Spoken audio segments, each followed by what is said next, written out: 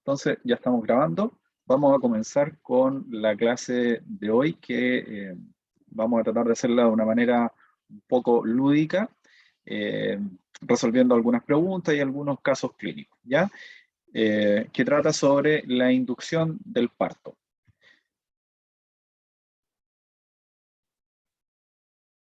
Bien, desde lo que ustedes pudieron aprender en la clase, ¿cierto?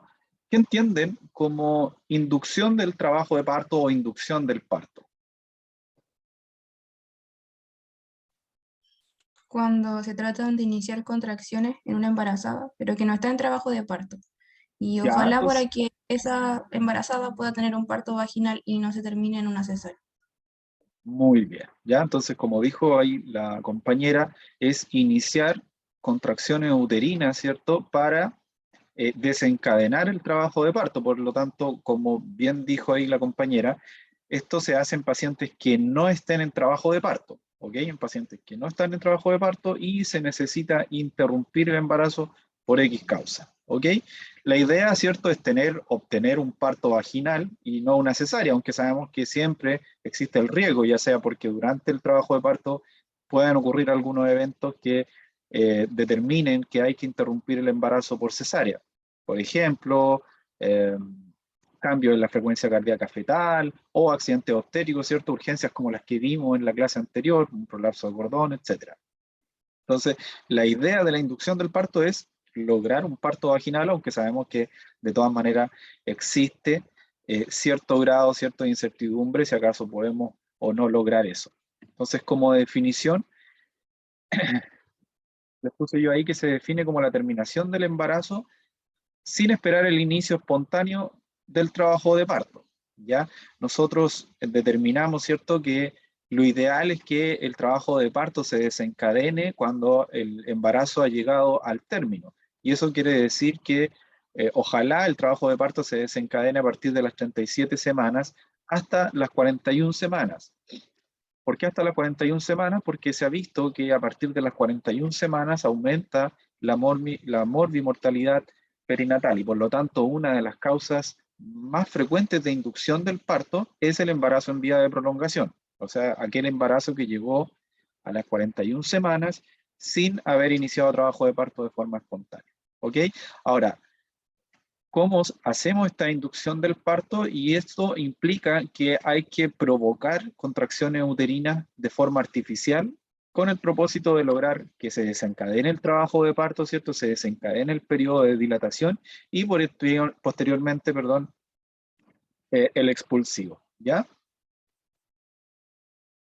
Entonces aquí vamos con la primera pregunta y les voy a pedir que vayan entonces a Kahoot, quienes no se hayan unido, les voy a pedir que lo hagan. Y tenemos entonces la primera pregunta que dice, tenemos una usuaria multípara de un parto vaginal, al examen obstétrico se encuentra con las siguientes condiciones, ya, ahí está redundante, con las siguientes condiciones, ya se le hizo un tacto vaginal, cuello central, blando 100% borrado, 5 centímetros de dilatación, membranas intactas, cefálica apoyada, occipito ilíaca izquierda anterior, ya, una paciente que está con cuello borrado, 5 centímetros. Latidos cardiofetales normales, dinámica uterina, ya tiene ahí, se me cambió esto, tiene 3 contracciones en 10 minutos, ¿ya? Entonces, vamos a ir y vamos a empezar. Lo anterior, lo que acabamos de describir, corresponde a una aceleración del trabajo de parto, una inducción del trabajo de parto y o gobierno de trabajo de parto.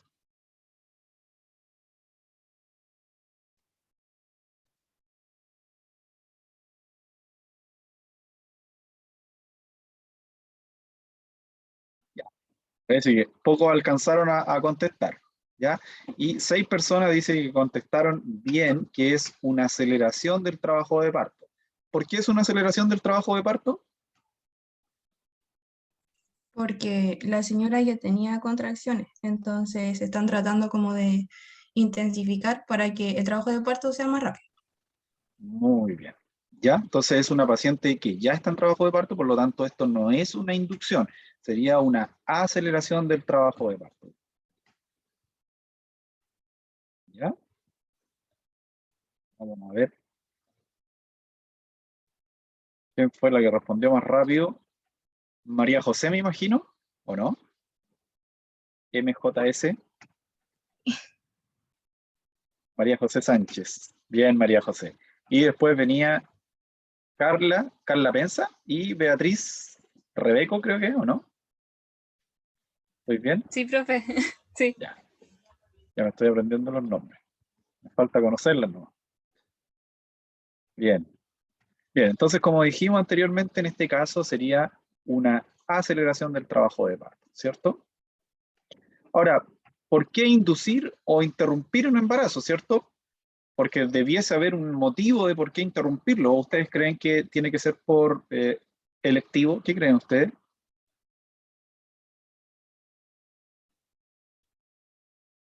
No, Tiene que tener una razón, no puede ser rutinario porque llevaríamos o sea, pasaríamos a llevar a la paciente y sus deseos de cómo quiere llevar su parto. Sí, o sea, hay que tener un motivo, pero también la paciente pudiese decir, yo quiero que, no sé, el día 20, hoy día es 7 de abril, quiero que el 7 de abril me interrumpa el embarazo le diga al médico, ¿cierto? O a la matrona, me gustaría que me indujeran el parto el 7 porque ahí mi esposo no trabaja, ¿cierto? Y es un día martes, a mí me gustan los días martes, por ejemplo, ¿ya? Eh, pero eso será un motivo como para interrumpir un embarazo, ¿qué creen ustedes? no, profe, de hecho eso es como un motivo como no válido para interrumpir un embarazo, que la señora quiera que nazca, no sé, en un día que le parezca bonito. Ya, ¿y por qué creen ustedes que no debiese darse esta situación?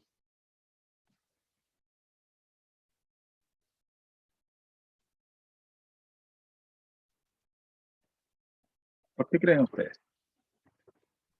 Porque, por ejemplo, la paciente puede que no tenga como las condiciones necesarias en el momento en que ella quiera interrumpir o inducir el parto, como por ejemplo tenga 36 semanas. ¿Ya? Y eso igual puede peligro o hay un mayor riesgo en que termine en una cesárea. Y eso después también la puede perjudicar para partos o para embarazos posteriores respecto a si va a querer tener otra inducción o si va a necesitar una inducción en el futuro o si, por ejemplo, tiene un hijo en menos de 18 meses, va a tener que ser una cesárea sí o sí. Entonces igual es como más riesgoso.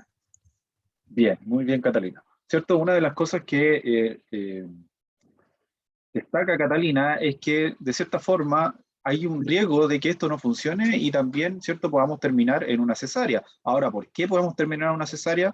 Porque puede, ¿cierto?, ocurrir algún evento durante la inducción, por ejemplo, que con la administración de algunos de los medicamentos que se utilizan haya una taquicistolía, ¿cierto? Y eso afecte la frecuencia cardíaca fetal y finalmente, ¿cierto?, podamos tener un mal resultado perinatal. Por lo tanto, si bien es cierto, los métodos que se utilizan son relativamente seguros, no siempre son inocuos y por lo tanto puede haber algún riesgo de morbilidad o mortalidad perinatal, ¿ya? Tanto perinatal y materna, por lo tanto no debiese ser un procedimiento de rutina, lo mismo que la cesárea, ¿cierto? Porque la cesárea es un procedimiento quirúrgico que tiene riesgo, ¿cierto? Tanto para la madre como para el feto y por lo tanto no debiese ser algo electivo, ¿ya?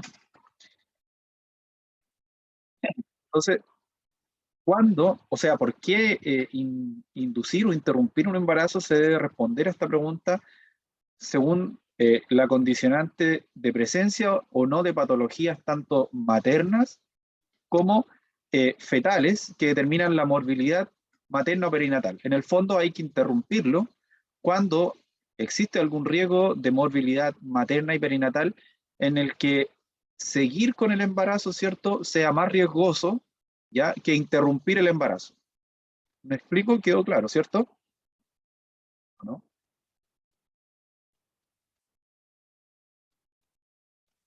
¿No? Sí, profe, yo al menos lo entiendo. Ya. Ahora, ¿cuándo interrumpir un embarazo? Y para eso hay que poner en la balanza, ¿cierto?, muchas cosas. ¿Qué creen ustedes o qué factores pueden influir en cuándo interrumpir el embarazo? Por Una de ejemplo, las, que sea un embarazo en vías de prolongación. 41 o 42 semanas. Bien, ¿cierto? Y ahí está lo que yo les dije en el principio, ¿cierto? Y les comentaba que a partir de las 41 semanas se ha visto que hay un mayor riesgo de morbilidad, mortalidad, ¿cierto? Asociado principalmente a que disminuye, ¿cierto?, la función placentaria, hay mayor riesgo de hipoxia fetal, ¿cierto?, disminuye el volumen de líquido amniótico por la misma isquemia que se puede producir, ¿cierto? Y eso desencadena muchos eventos que finalmente hacen que sea mejor interrumpirlo a las 41 semanas que llegar a las 42 semanas, ¿ya? Entonces, una de las cosas que tenemos que poner en la balanza, ¿cierto?, como en este caso es la edad gestacional, ¿cierto? Y eso también ocurre al otro extremo, ¿ya? O sea, tenemos un embarazo que todavía no ha llegado al término y tenemos X condición. ¿Será bueno seguir con el embarazo para que no nazca un prematuro, o es mejor que nazca un prematuro y no se nos complique más la patología? ¿Ya? Y por lo tanto, ahí hay que poner en la balanza algunas cosas que vamos a ver ahora, ¿ya? Entonces, ¿cuándo interrumpir? Cuando seguir con el embarazo es un riesgo para la madre o el feto, ¿ok? Y al momento de la interrupción debe elegirse considerando algunos elementos, como por ejemplo, el grado de compromiso materno o fetal. Ejemplo, tenemos una señora hipertensa, ¿cierto? Y que tiene un cuadro hipertensivo muy severo que no responde a tratamiento, y entonces, por lo tanto, ahí hay que ponerse en el caso y decir, bueno, ¿será mejor seguir con el embarazo o interrumpir el embarazo para que el pronóstico de esta patología sea mejor para la madre y también para el feto? ¿Ya? Entonces, ahí hay que ponerse en el caso, ¿qué grado de compromiso tiene la madre o el feto? La edad gestacional y la estimación de peso fetal, como lo comentábamos anteriormente, ya tiene 41 semanas, ¿podemos seguir esperando, o tiene 35 semanas asociado a una hipertensión? ¿Qué será mejor? ¿Seguir esperando a que madure el feto para que no tengamos complicaciones? ¿O es mejor interrumpir el embarazo? Porque si seguimos con el embarazo, la patología se puede agravar y puede haber un agravamiento de la madre o del feto, ¿ya? Lo mismo, la madurez funcional o bioquímica del pulmón fetal. Por ejemplo, una de las causas de interrupción del embarazo a las 34 semanas es la rotura prematura de membrana. Por lo tanto, cuando una paciente rompe membrana antes del inicio del trabajo de parto y tiene un embarazo que no ha llegado al término, ahí se tiene que poner la balanza. Generalmente a las 34 semanas, de las 34 semanas en adelante, ¿ya? Se interrumpe el embarazo, porque se asume que es mayor el riesgo a que el bebé se pueda infectar, por ejemplo, dentro del ambiente intrauterino, y es mejor sacarlo, ¿ya? Y antes de eso, ¿cierto?, ponerle maduración pulmonar, corticoides, etcétera. Y por lo tanto, ahí hay que evaluar cuál es el riesgo que tiene la madre, ¿cierto? Y ahí también uno tiene que poner en la balanza lo que dice el siguiente punto, es ¿qué condiciones le puedo ofrecer yo al feto en el ambiente extrauterino? ¿Tendremos una unidad neonatal, por ejemplo, para darle soporte a una guagua de 34 semanas en caso que tenga problemas respiratorios, por ejemplo? Entonces, todo ese tipo de cosas hay que poner en la balanza al momento de interrumpir un embarazo. Ahora, ¿cómo inducir el trabajo de parto? Esto se hace, ¿cierto?, principalmente acortando la fase latente y desencadenando la fase activa del parto para finalmente, ¿cierto?, dentro de lo ideal de la inducción sería que tengamos un parto vaginal. Y esto se hace mediante el uso de distintos agentes inductores del parto. Tenemos algunos métodos que son naturales, como por ejemplo la estimulación del pezón, la divulsión del polo cefálico, la rotura artificial de membranas precoces. ¿Ya? Entonces son métodos que generalmente se utilizan, pero no como métodos de inducción propiamente tal, sino que se utilizan concomitantemente a otros métodos de inducción que principalmente son los farmacológicos. Están algunos métodos mecánicos dentro de los que más se utilizan y en realidad les va a tocar ver en la práctica clínica, son los métodos mecánicos, principalmente el método de Krauss, que es la inserción de un balón intrauterino, lo vamos a ver más adelante y que me imagino que el doctor lo mostró también en su presentación, ¿ya? Y también está el uso de algunas algas, ¿cierto? Que son hidrofílicas y, ¿cierto? Provocan dilatación del cuello y por lo tanto eso ayuda a inducir el trabajo de parto. Que en realidad en la práctica local por lo menos no se ve mucho. También están los métodos farmacológicos, como lo son la oxitocina y los análogos de las prostaglandinas, principalmente el misoprostol y la dinoprostona. Ya cada uno de estos métodos lo vamos a ver más en detalle, ¿ok? Vamos a la pregunta número 2. Pongan por ahí sus teléfonos o la página. Y vamos. Dice, los métodos de inducción no se pueden utilizar de manera conjunta. ¿Verdadero o falso? ¿Qué quiere decir? Que no puedo utilizar dos métodos a la misma vez. ¿Verdadero o falso?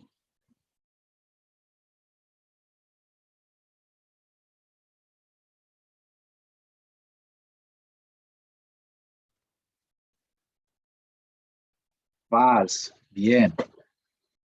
Y lo acabamos de decir en la lámina anterior, ¿cierto? ¿Por qué sí se pueden utilizar de manera conjunta?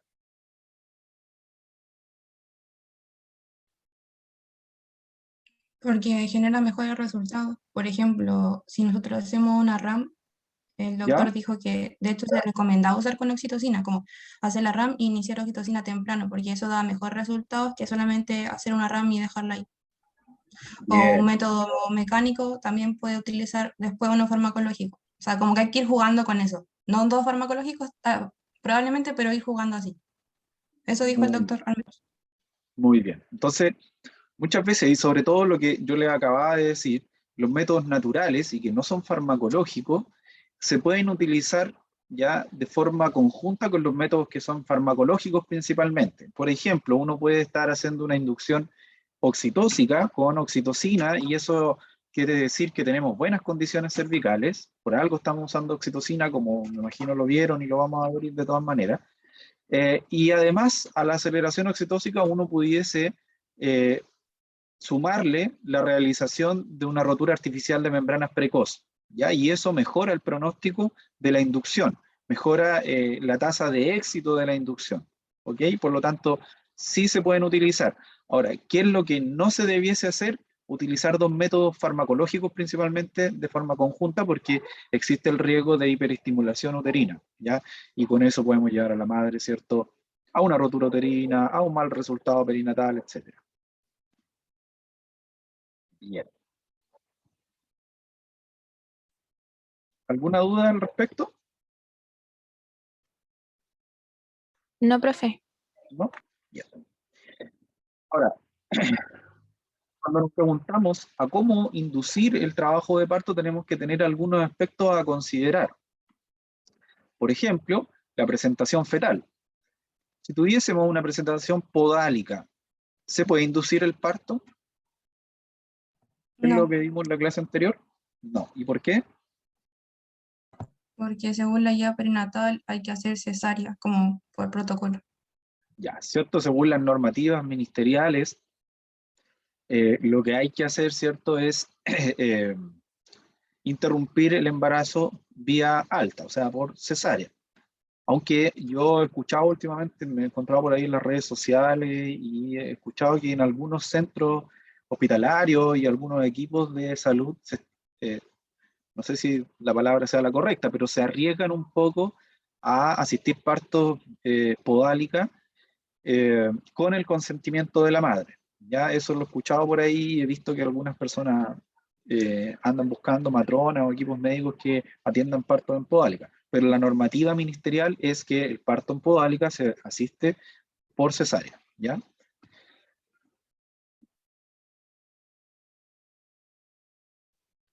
La estimación de peso fetal, otro de los aspectos que hay que tener en cuenta, principalmente cuando estamos hablando de fetos macrosómicos. Y ahí tenemos que poner en la balanza, ¿cierto? Si el feto es macrosómico, ¿qué riesgos podemos tener dentro de lo que hemos ido aprendiendo? Distosia de hombros. una distosia de hombros, por lo tanto, ¿cierto? Sobre todo cuando la macrosomía está asociada a la diabetes gestacional, el riesgo de distosia de hombros es mayor y por lo tanto ahí hay que poner en la balanza. ¿Qué es mejor, interrumpirlo por cesárea o hacer una inducción del parto?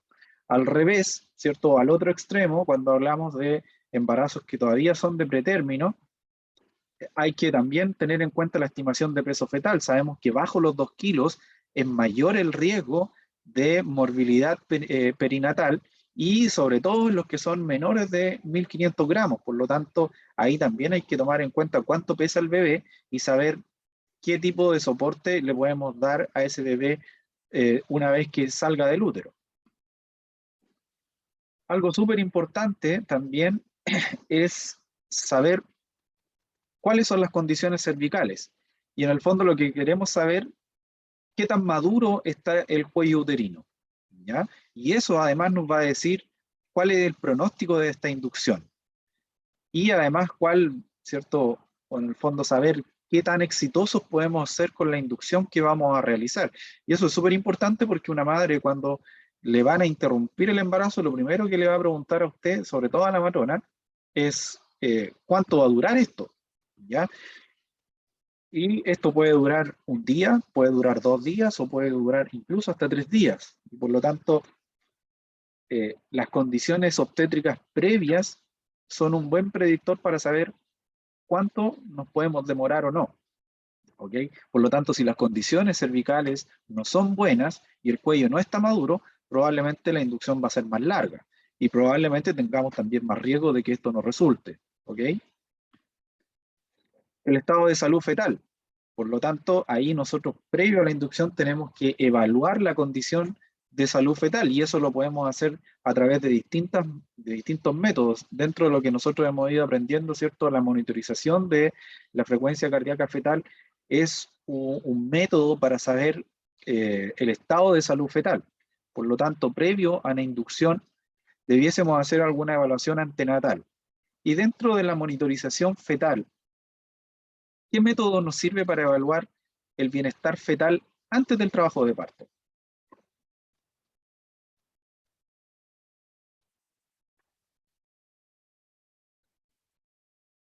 Creo que en la clase el doctor dijo que podíamos hacer una prueba de tolerancia a las contracciones, si es que tenía Ya, contracciones. entonces, una de las formas de evaluar el estado fetal, ¿cierto? Es a través de un test de tolerancia a las contracciones. Esa es una de las formas de hacerlo. ¿Y cuál otro?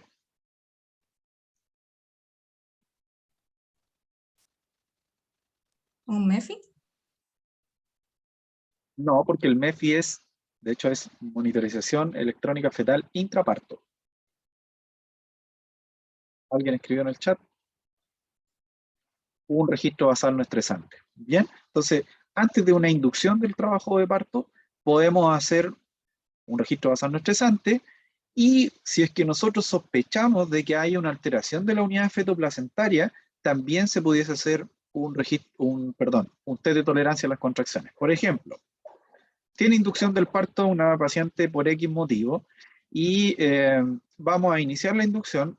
Lo que uno primero tiene que hacer es hacerle un monitoreo.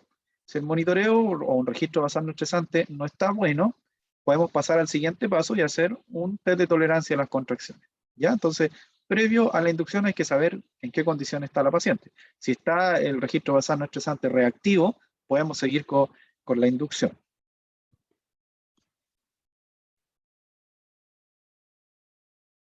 Indicaciones, como ya lo habíamos dicho anteriormente, no existe la inducción por complacencia o la inducción no debiese ser electiva. Ya hay estudios, ¿cierto?, que evalúan la inducción a determinada edad gestacional y en realidad cuando uno busca evidencia se puede encontrar de todo, evidencia a favor y en contra, pero lo que más uno va a encontrar es que no debiese interrumpirse el embarazo de manera electiva. En algunos centros, no aquí en Chile, sino que en Estados Unidos existe la inducción a las 39 semanas, pero se ha mostrado, la evidencia muestra que no es más beneficioso que tener una conducta expectante, ¿ya? Y pongo esa carita asustado, ¿cierto? Con este tema, porque uno puede ver, sobre todo en el sistema privado, es que la inducción o la interrupción del embarazo sí se hace de manera electiva. Pero como lo hemos ido aprendiendo, estos métodos no siempre son inocuos, aunque sabemos que es bien manejado, el riesgo es bajo, pero no siempre son inocuos y por lo tanto hay riesgo de morbilidad materna y perinatal y por lo tanto no debiese existir esta inducción por complacencia. Y muchas veces esta complacencia no es solamente por la paciente, ya porque a la paciente le acomode, sino que muchas veces es porque al médico o al equipo médico le conviene determinada fecha, porque se va a ir de vacaciones, ¿cierto? O porque no quiere que le interrumpan la Navidad, el Año Nuevo o su cumpleaños, por lo tanto, para que el parto no vaya a ocurrir en cualquier momento, mejor lo programamos y lo inducimos X fecha. Y eso ocurre muy seguido. Indicaciones. ¿Cuándo sí podemos interrumpir el embarazo e inducir el parto? Y ahí, según la guía perinatal, ¿cierto? Esto lo saqué de la guía perinatal. Hay ciertas indicaciones que son de urgencia, como por ejemplo una hipertensión gestacional, un síndrome hipertensivo del embarazo, con condiciones adversas, o sea, pacientes que están con una preeclampsia severa, que son refractarias al tratamiento y que por lo tanto el tratamiento en sí de la preeclampsia, el único tratamiento efectivo es la interrupción del embarazo, ¿ya? Y por lo tanto no hay otro tratamiento que termine con la preeclampsia.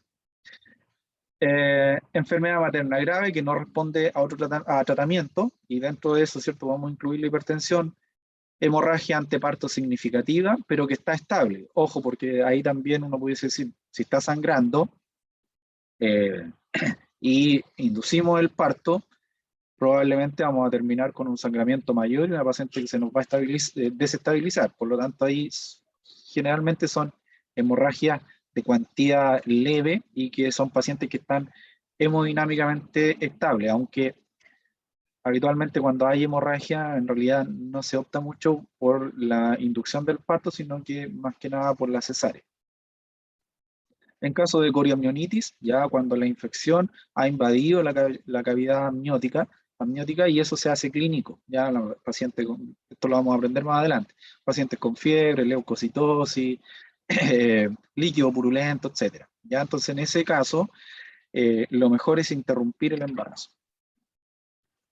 Sospecha de compromiso fetal, por ejemplo, una restricción del crecimiento intrauterino, un doble fetal que está alterado, ¿cierto? Y por lo tanto es mejor interrumpir el embarazo porque si el bebé sigue en el ambiente intrauterino, ¿cierto? Corre mayor riesgo de morbilidad. Pacientes con rotura prematura de membrana a término, con colonización materna por estreptococo grupo B. El estreptococo grupo B es un microorganismo que puede causar una sepsis que es muy grave en los neonatos. Y ahí se describen otras indicaciones que son inaceptables, sospecha de macrosomía fetal, lo que habíamos dicho, ¿cierto? Porque hay mayor riesgo de distocia de hombros, que hay ausencia de indicación materno-fetal, o sea, por conveniencia o electivo, o por conveniencia del equipo médico. Contraindicaciones, cuando no hay que hacer esta inducción, cualquier contraindicación para el trabajo de parto. ¿Ya? Y ahí se enumeran hartas indicaciones, placenta previa o basa previa o procúbito de cordón, que son cosas que vimos en la clase pasada, sobre todo la basa previa y el procúbito de cordón. Posición o presentación fetal anómala de tronco o podálica, incisión uterina previa en T invertida o clásica.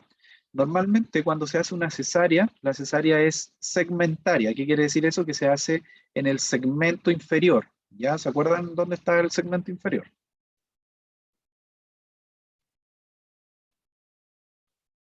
¿No? ¿Sí?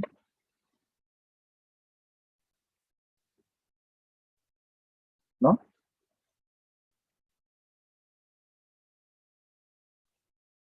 ¿Alguien podría decir qué es lo que es el segmento inferior? De hecho, lo vimos cuando vimos los fenómenos pasivos y los fenómenos activos.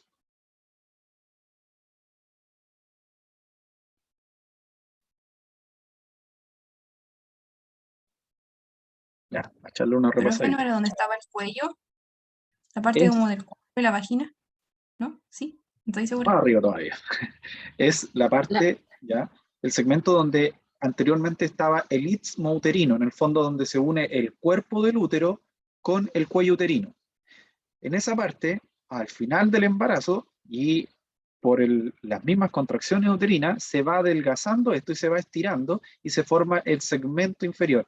Y en esa parte es donde se hace la histerotomía. Y esa histerectomía después tiene menos riesgo de romperse, ¿cierto? De hacer rotura uterina a la paciente, etc. Cuando se hacen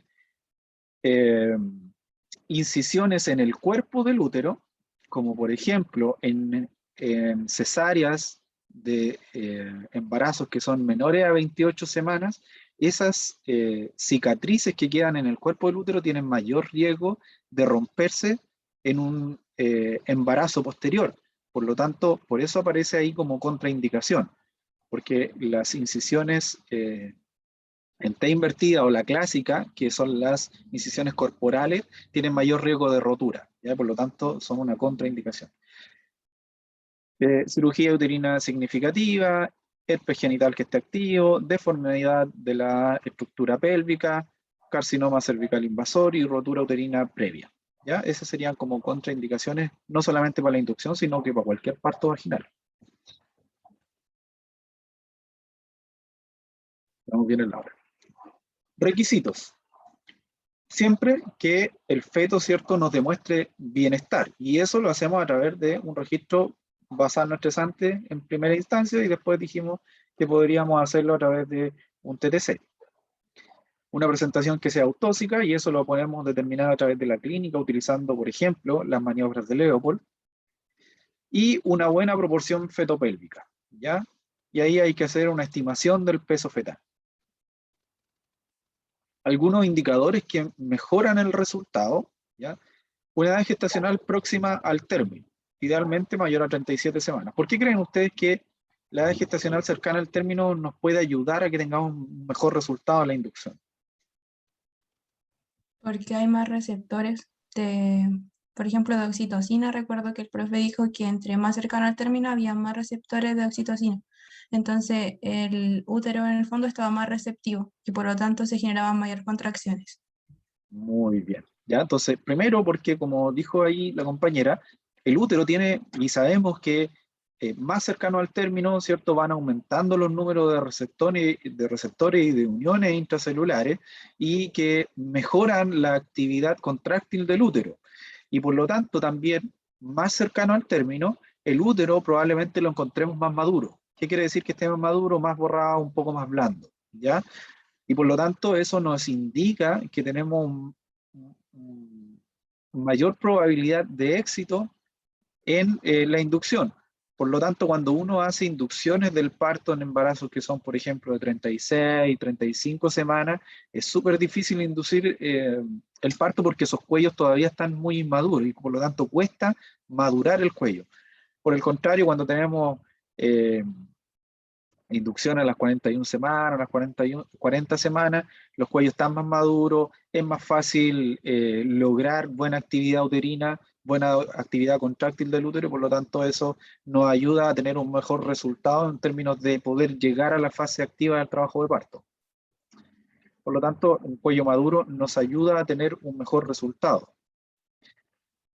Una presentación insinuada o fija, ¿ya? O sea que la presentación esté apoyada en la pelvis y idealmente que se pueda apoyar bien en el cuello porque eso hace que sea un mejor polo dilatante del cuello, por lo tanto se pueda madurar de forma más fácil. Entonces cuando las presentaciones están altas, por el contrario, ¿cierto? Es más difícil también inducir los partos y por lo tanto también es más difícil el encajamiento de la cabeza y por lo tanto se pueden demorar estas inducciones un poco más. La paridad, ¿ya? Mientras más paridad tenga la paciente, más fácil también va a ser inducir el parto. Por lo tanto, en pacientes, sobre todo las gran multíparas, es súper fácil, o sea, es mucho más fácil inducir un parto, ¿ya? Por lo tanto, en las primigestas o en las nulíparas, en ese caso ahí es más difícil y generalmente las inducciones son más largas. Entonces, cuando hablamos de cuello maduro, ¿ya? Estamos hablando de un cuello que se ha ido centralizando. Recordar que el cuello sin trabajo de parto tiene una posición posterior normalmente, un cuello que se ha ido ablandando, ¿ya? Y ya eso lo hemos visto o lo vimos, los determinismos del parto, ¿cierto? Que se rompen las cadenas del colágeno, hay mayor contenido de líquido en el tejido del cuello uterino, de agua, en el tejido del cuello uterino, por lo tanto, el cuello tiene una consistencia más blanda, que al menos esté borrado en un 50%. ¿Cuánto medía un cuello normalmente? En promedio, 4 centímetros. entre 3 a 4 centímetros, bien. Y una dilatación, un cuello que esté un poco entreabierto, 1 o 2 centímetros. Entre 1 o 2 centímetros es como si uno introdujera un dedo aquí por el orificio cervical. Este es el orificio cervical externo, el OCE, y este es el orificio cervical interno, el OSI. ¿Ya? Entonces, 1 o 2 centímetros es equivalente a que uno examine a una paciente y caiga un dedo. ¿Ok? Esa es más o menos la equivalencia. Ahora, si ustedes quieren, se miden los dedos y ven cuánto mide de ancho su dedo. Ahora, para evaluar las condiciones obstétricas, aplicamos este score de Bishop o índice de Bishop, que me imagino que lo vieron con el doctor, ¿cierto? Y que se hace a través del tacto vaginal. Y evalúa las condiciones cervicales. ¿Cuáles son los parámetros que se miden? La posición, la consistencia, el borramiento, la dilatación y el grado de encajamiento. 5, ¿ya? 5 factores que hay que evaluar en el cuello uterino y a cada uno de ellos se le da un puntaje. ¿Ok? Aquí tenemos la tabla. Entonces, este es el índice de Bishop. Por ejemplo, cuando evaluamos la posición, si el cuello está posterior, se le aplica 0 puntos. Si está intermedio o medio, 1 punto. Y si está anterior, 2 puntos. La consistencia firme o duro, 0 puntos. Consistencia intermedia, o de repente lo van a ver por ahí en las fichas clínicas, le ponen la matora más o menos blando, ¿ya? 1 punto, y que esté blando, 2 puntos. Borramiento, de un 0 a un 30%, 0 puntos, de un 30 a 50, 1 punto, de 60 a 70, 2 puntos, 80% o mayor al 80%, 3 puntos. Esto, si quieren, vayan anotándolo. La idea es que esto se lo aprendan de memoria, ¿ya? Ahora, con el tema de poder utilizar teléfono en cualquier parte, uno pone en Google, ¿cierto? Score de Bishop o índice de Bishop y le va a aparecer. ¿Ya? Cuando nosotros éramos estudiantes teníamos que aprendernos todo esto de memoria porque no teníamos dónde andar consultando.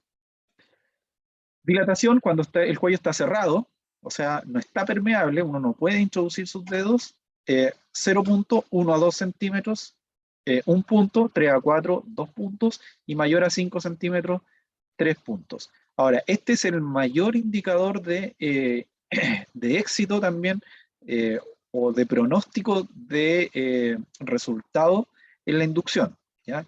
Mientras más dilatado esté el cuello, mejor pronóstico de éxito tenemos, ¿ya? Ese es como el mayor indicador de qué tan bien nos puede ir. El grado de descenso de estación, como dice ahí, cuando la cabeza está en espinas -3, 0 puntos, -2, 1 punto, -1 a 0, 2 puntos, +1 más 2, 3 puntos. ¿Ya? Ahora, este score de Bishop, normalmente el que evaluamos es este. Pero también está el score o índice de Bishop, que también les puede, dependiendo también de la normativa del lugar donde uno esté, se puede aplicar este índice de Bishop modificado. ¿Qué quiere decir esto? Que según lo que aparece aquí abajo, uno le puede ir agregando o restando puntos. Por ejemplo, cuando se suma un punto, cuando la paciente tiene una preeclampsia, ¿ya? Y por cada parto vaginal previo que tenga la paciente. Por lo tanto, por ejemplo, si es múltipla de 2, tenemos que al resultado que sacamos de acá, sumarle 2 puntos. ¿Ya? Ahora, cuando restamos puntos en embarazos de postérmino, le restamos 1 punto, o embarazos también en vía de prolongación, se le resta 1 punto. En pacientes nulíparas o primigrávidas, como dice ahí, le restamos un punto, y en rotura prematura de membranas también le restamos puntos. ¿Ya? ¿Alguna duda al respecto? Pero profe, yo tengo una duda, pero es como más de logística. ¿Qué tabla Ya, tengo que usar? Es que está la del profe, está la suya y está la de la guía perinatal, y son todas diferentes. ya. Entonces, si Eh, usted me pregunta en la prueba, ¿cuál uso? Ya, en la ¿Cuál me prueba, por aprendo? ejemplo, yo le puedo preguntar, según el score de bicho o el índice de bicho modificado, ¿qué puntaje tiene según lo que se relata? No sé, uno le puede relatar un tacto vaginal, ¿ya? Entonces, ahí obviamente nosotros le especificamos. Ahora, hay distintos índices para medir las condiciones cervicales, como bien dice usted, ¿ya? Nos podemos guiar en la guía perinatal, nos podemos guiar por lo que diga X libro, y hay distintos indicadores para medir las condiciones cervicales, ¿ya? Obviamente, si uno se las pregunta en una prueba, le tienes que especificar cuál se utiliza, ¿ya? Sí, profe, si más que nada cambian en la dilatación, es que en la guía perinatal le da 3 puntos cuando hay 3 centímetros o más de dilatación, y el estudio y el Claro. profe son diferentes. Y la otra es que el profe dijo que un cuello como bueno era con un puntaje de dicho mayor a 8 y en la guía prenatal sale mayor a 6. Entonces también me confundí ahí. Sí, lo vamos a conversar más adelante, justamente ese punto. Bien, entonces María José sigue ganando, le sigue Carla y Beatriz, sigue igual el podio, ¿ya? Bien, vamos a la siguiente pregunta. A ver,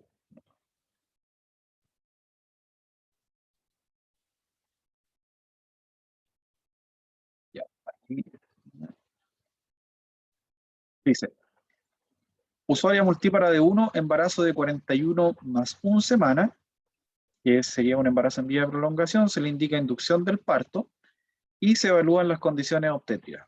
Cuello semicentral, blando, 70% borrado, 1 centímetro dilatado, membranas íntegras y cefálica en espinas -2. ¿Cuál sería el índice de bicho con estas condiciones?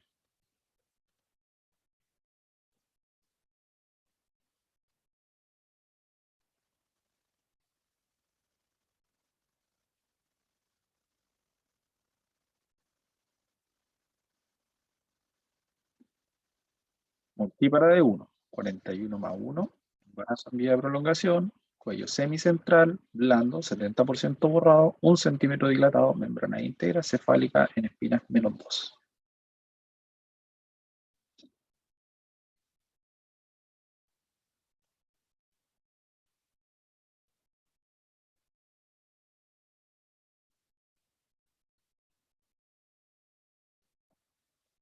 Pero profe no se puede responder, parece. A mí me sale Ya, como rechaza, se acabó el sí, tiempo. sí, algo hice mal. ¿Cuánto les dio?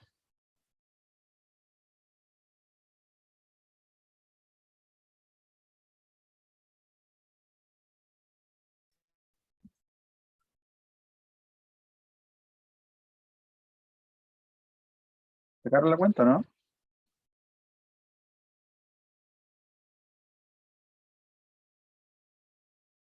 Daba 8, ¿cierto?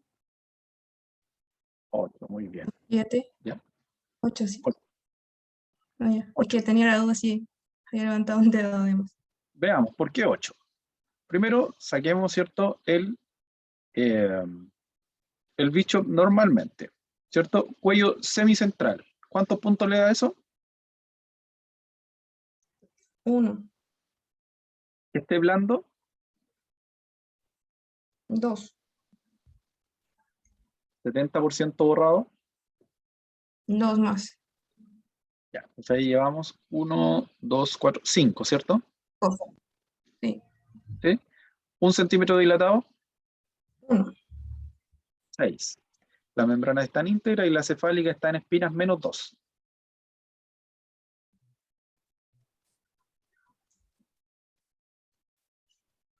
Y ahí daban.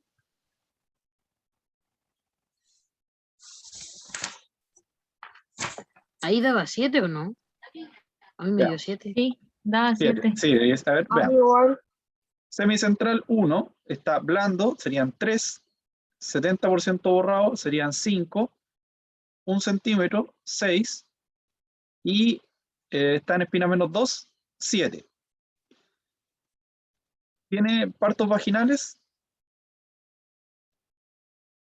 Un parto vaginal, por lo tanto, le sumamos 1. ¿Ya? Y ahí en ese caso, ¿cierto? Podríamos restarle ese 1 también como embarazo de postérmino, pero también podría ser que sea solamente embarazo en vía de prolongación, ¿cierto? Pero ahí le vamos a restar, le sumamos 1 y luego se lo restamos, debiese ser 7, ¿ya? Ese debiese ser el bicho modificado. Ahora, si uno le preguntara cuál es el bicho, uno debiese aplicar solamente la tabla de arriba y no tomar en cuenta estos factores, ¿ya? Entonces ahora, ¿cuál bicho utilizar? En términos de cuando uno esté trabajando o en una práctica clínica, dependiendo de la normativa que se utilice en el lugar, ¿ya?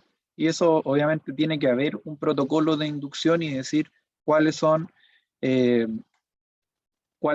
los factores que vamos a medir y cuál es el puntaje que se le asigna a cada uno de ellos, ¿ya?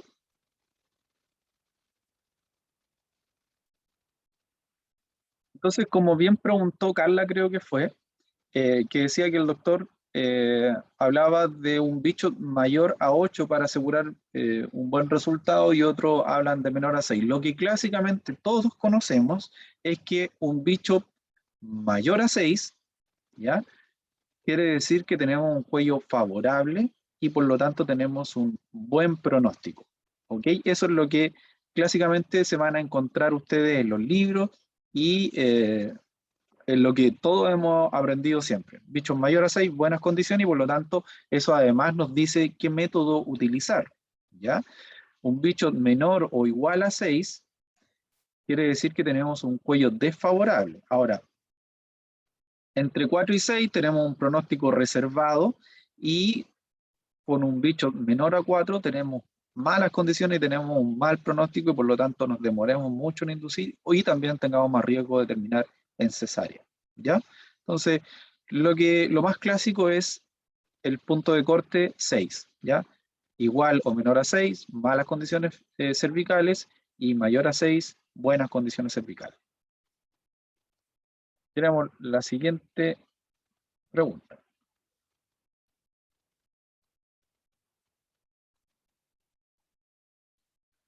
Según el caso anterior, que era Bishop 7, ya no era 8. ¿Qué método de inducción debiese utilizarse, según lo que ustedes aprendieron en la clase del doctor?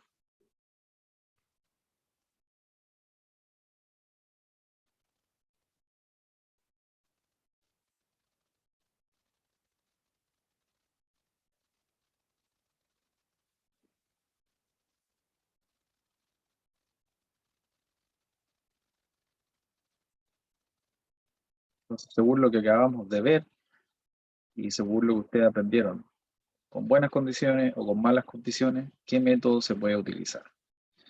Bien, la mayoría puso oxitocina. ¿Por qué oxitocina?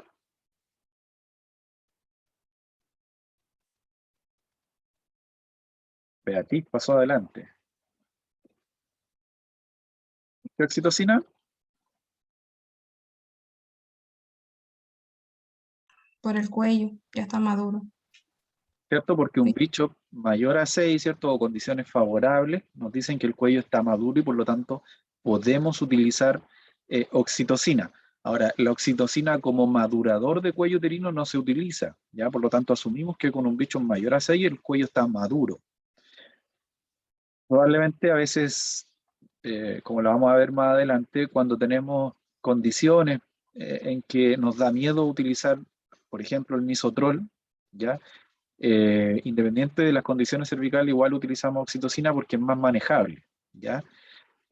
Pero la oxitocina como inductor del parto, o como madurador de cuello, no es muy bueno, por lo tanto sí se tiene que utilizar con condiciones favorables, ¿ya?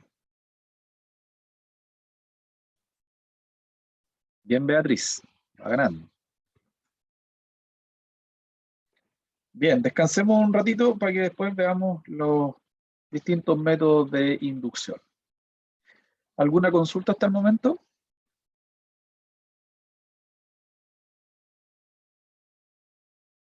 ¿Está quedando todo claro? No, profe. Ya. Entonces tomemos, son las 3:20 hasta las 3:30, ¿ok? Ya, profe. Ya, profe.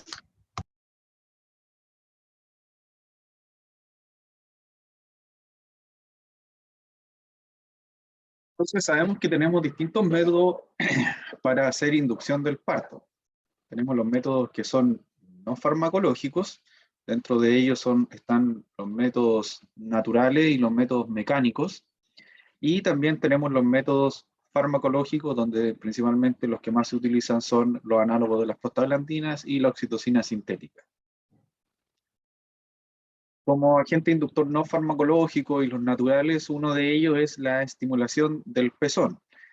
No se utiliza mucho como método propiamente tal de inducción del parto, sino que muchas veces se utiliza como ayudante, ¿cierto?, a mejorar la actividad uterina en esas pacientes que están en fase latente, ¿cierto?, y que se tiene una conducta expectante con ella, y la estimulación del pezón, como se muestra en la imagen, ¿cierto?, estimula la producción y la secreción de oxitocina, y por lo tanto eso mejora la actividad uterina, ¿ya? Así que la estimulación del pezón sí puede provocar actividad uterina y por lo tanto puede servir como un método ayudante a los otros métodos tradicionales como son los farmacológicos o los mecánicos. Otra maniobra que se realiza para inducir el parto o para ayudar también a provocar actividad uterina es la maniobra de Hamilton, que también se le conoce como despegar las membranas, ya así como clínicamente le dicen las matronas. ¿Y en qué consiste esto? En que a través del tacto vaginal, como se muestra en la imagen, uno despega las membranas de la decidua y eso provoca que se liberen prostaglandinas por una parte y por lo tanto se provoquen contracciones uterinas, y por la otra parte también hace que se forme como un huevo o un polo dilatante con las membranas en esta parte del cuello, y por lo tanto al ser un polo dilatante eso también ayuda a madurar el cuello. ¿Ok? Entonces esta también es una maniobra que se utiliza en conjunto con los otros métodos que son más tradicionales, como son los farmacológicos también o los mecánicos. Ahora, muchas veces esta maniobra se hace así como de rutina en pacientes que están, me ha tocado verlo, en pacientes que llegaron al término y por lo tanto van al control prenatal o van a la consulta con el médico y le dice, te voy a despegar el polo, ¿ya? Como para que inicies trabajo de parto. Eso no debiese ocurrir, ya no debiese hacerse de manera rutinaria. Y hay médicos y matronas que lo hacen de manera rutinaria. ¿Y por qué? Porque tenemos el riesgo de que rompamos las membranas por una parte, y lo otro que, como aparece en la imagen, es doloroso. Ya eso, el cuello uterino es una zona muy sensible, por lo tanto, hacer esta maniobra en donde uno invade un poco, ¿cierto?, y despega las membranas a través de un cuello que no siempre está muy bien dilatado y por lo tanto más doloroso también es el examen. Por lo tanto, esto no debiese hacerse de rutina, ¿ya? Es doloroso además y es invasivo. Otro de los métodos no farmacológicos está la miotomía precoz, que muchas veces se utiliza en conjunto con la inducción oxitóxica cuando hay buenas condiciones cervicales. ¿En qué condiciones se tiene que hacer? Con presentación que esté encajada, porque si no tenemos riesgo de, como lo vimos anteriormente en la clase de la semana pasada, tenemos riesgo de que tengamos una prosidencia de cordón o prolapso del cordón. Que tengamos un estado fetal tranquilizador y con buenas condiciones cervicales. Eso quiere decir que el cuello ojalá tenga un bicho mayor a 6 y que de cierta forma igual esté dilatado para poder hacer el procedimiento. ¿Cuáles son las ventajas que tiene hacer una amniotomía precoz? Nos puede servir como ayudante a los métodos farmacológicos. Sabemos que cuando rompemos la membrana y hacemos una amniotomía, se liberan prostaglandinas y eso ayuda a que se mejoren las contracciones, que aumente también la frecuencia de la contracción Y por otra parte, el apoyo de la cabeza en el cuello uterino hace un feedback positivo también, que hace que se liberen más oxitocina y por lo tanto también aumente tanto la frecuencia como la calidad de la contracción. Y también nos ayuda a verificar las características del líquido. Por lo tanto, si nosotros también queremos ver si el líquido está claro, si está maduro, si es que tiene meconio, sangre, etcétera, también la amniotomía nos puede ayudar para observar estas características. Complicaciones, tengamos un prolapso del cordón, lesiones de la presentación fetal, ya que pasemos a llevar con el amniótomo la cabeza fetal. Si tenemos muchas horas de membranas rotas, tenemos mayor riesgo de que haya una infección tanto materna como fetal, ¿ok? Y esto también, ¿cierto?, puede provocar una infección neonatal. Por lo tanto, por eso también una de las condicionantes es que tengamos buenas condiciones cervicales, porque si tenemos malas condiciones cervicales, eso quiere decir que van a pasar muchas horas con las membranas rotas y por lo tanto es mayor el riesgo de ascenso de microorganismos a la cavidad y por lo tanto tenemos mayor riesgo de una coriomionitis.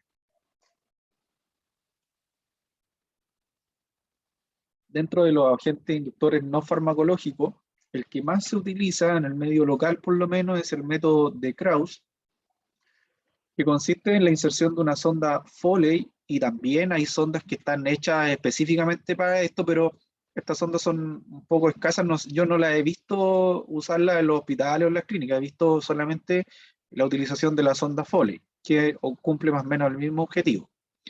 Esta sonda Foley se pone en la cavidad uterina y se insufla con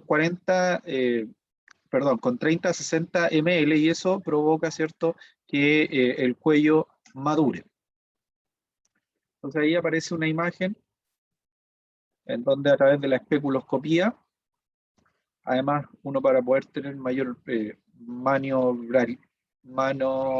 me fue la palabra, para poder maniobrar mejor, puede pinzar el cuello, ¿ya? Y con eso uno puede ir guiando el cuello hacia arriba, hacia abajo, hacia donde uno quiera tenerlo para visualizar y poder maniobrar mejor. Y se instala este catéter o esta sonda dentro de la cavidad y luego se insufla con 30 a 60 ml de solución salina, suero fisiológico, ¿ya? Y eso se deja ahí por 24 horas, al menos, o sea, por 24 horas. Si la paciente expulsa el balón antes, se tienen que evaluar las condiciones cervicales y ver qué método de inducción se puede utilizar después del balón. Por lo tanto, se instala el balón, la paciente expulsa el balón, por ejemplo, a las 12 horas. A las 12 horas hay que evaluar qué condiciones cervicales tiene y dependiendo del bichop que tenga, se toma la decisión si acaso seguir con oxitocina o seguir con misoprostol o dinoprostona, que son los métodos que más se utilizan.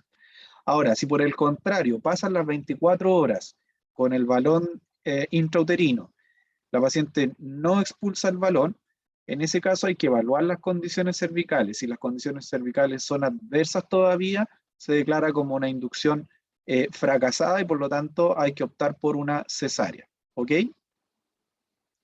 Ahora, ¿en quiénes se utiliza este método de inducción mecánico? En aquellas pacientes que tienen una cicatriz de cesárea anterior. ¿Ok? ¿Por qué? Porque este método mecánico tiene menor riesgo de hiperestimulación uterina. Por lo tanto, no provocan estas contracciones. Probablemente la paciente no va a sentir contracciones, pero sí mecánicamente va a madurar el cuello. ¿Ok? Entonces, este método se utiliza en aquellas pacientes que tienen malas condiciones cervicales y principalmente en aquellas que tienen antecedentes de cicatriz de cesárea anterior. ¿Ok? Ahora, este procedimiento generalmente es médico y nosotros tenemos un rol ahí solamente de gestión, que estén, ¿cierto?, los insumos, los materiales necesarios para hacer el procedimiento, educar a la paciente con respecto al procedimiento que se le va a realizar, contenerla, porque el hecho de hacer una especuloscopía, introducir una sonda a través del cuello es doloroso y por lo tanto nosotros tenemos que estar ahí al lado de ella. Y además podemos cooperar de repente en el procedimiento si el médico necesita, ¿cierto?, que le sostengamos el espéculo o que le vamos prestando algunos insumos, etc. ¿Ya? ¿Alguna duda con respecto a lo anterior?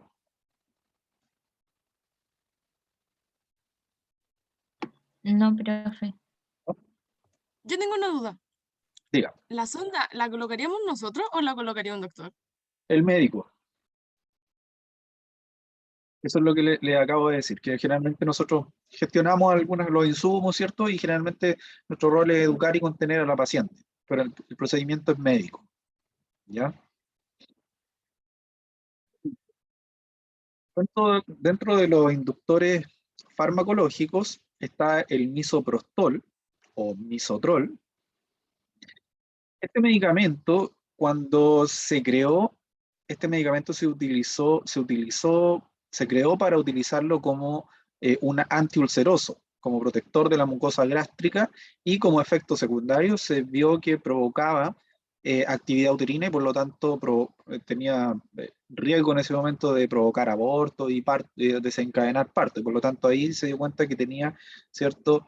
Esta utilización en la obstetricia y en la ginecología como para provocar maduración del cuello uterino, provocar modificaciones cervicales. Pero este medicamento está hecho para las úlceras gástricas y es por eso que también la presentación vamos a ver que no es la que necesitamos. Ya el comprimido es de 200 microgramos y nosotros para inducir el parto normalmente utilizamos 50 microgramos y por lo tanto esta pastilla que ustedes ven ahí la tenemos que partir en 4, ya así a mano nomás.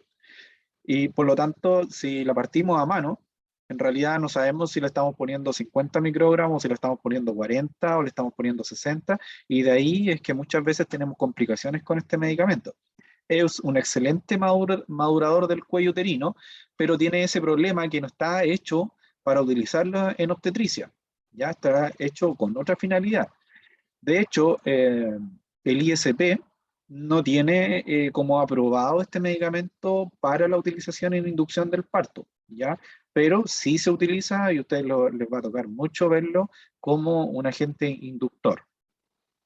Entonces, el misotrol viene en comprimidos de 200 microgramos y se utiliza cuando el índice de Bishop es menor de 7, quiere decir 6 o menor de 6, ¿ya? Su uso en pacientes con cesárea anterior es controvertido porque uno de los mayores riesgos que tiene este medicamento es que que puede provocar taquicistolía y por lo tanto en pacientes con antecedentes de cesárea anterior tienen riesgo de rotura de la cicatriz, de una rotura uterina. Es un medicamento de uso restringido, ya generalmente lo van a encontrar ustedes que en el hospital, en las clínicas están bajo llave. Para poder solicitarlo a la farmacia de los hospitales se necesita llenar, además de una receta, un protocolo con los datos de la paciente, justificar por qué se va a utilizar el medicamento, y esto es porque este medicamento muchas veces se utilizaba como contrabando para provocar aborto, ¿ya? Entonces por eso que es un medicamento de uso restringido, ¿ya? Como uno a veces usa un cuarto de la pastilla, ¿cierto? Que son 50 microgramos y le sobran los otros 3/4, eso además hay que devolverlo, ¿cierto? A la farmacia, escribir el nombre de quien lo pidió, quien lo devuelve y se tiene que llevar un conteo de los misotrol que hay en la unidad y los que se piden a farmacia. Así que hay que tener ojo con eso también. Hasta hace algunos años atrás, esto era uno lo pedía en la farmacia y después los veía botados por ahí y podía prestarse también para este tipo de cosas como de vender el misotrol como para inducir aborto. Ahora, cuando usamos misotrol idealmente tiene que ser en una unidad con vigilancia permanente. ¿Y dónde es esa unidad? Generalmente en el preparto, porque en el preparto se da la situación de que habitualmente hay una matrona para una o máximo 2 pacientes, ¿ya? Por lo tanto, uno tiene una mayor vigilancia a la paciente.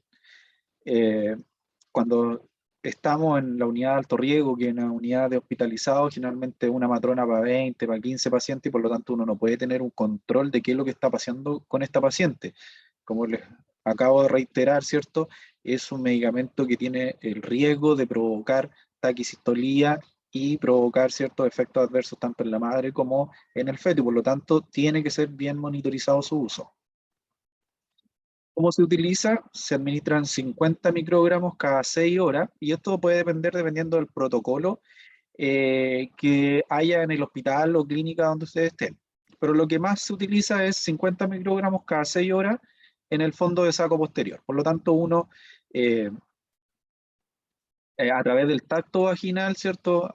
Evalúa las condiciones, bichos menor a 6, etcétera, y uno introduce este cuarto de misotrol, ya que son 50 microgramos, en el fondo de saco posterior.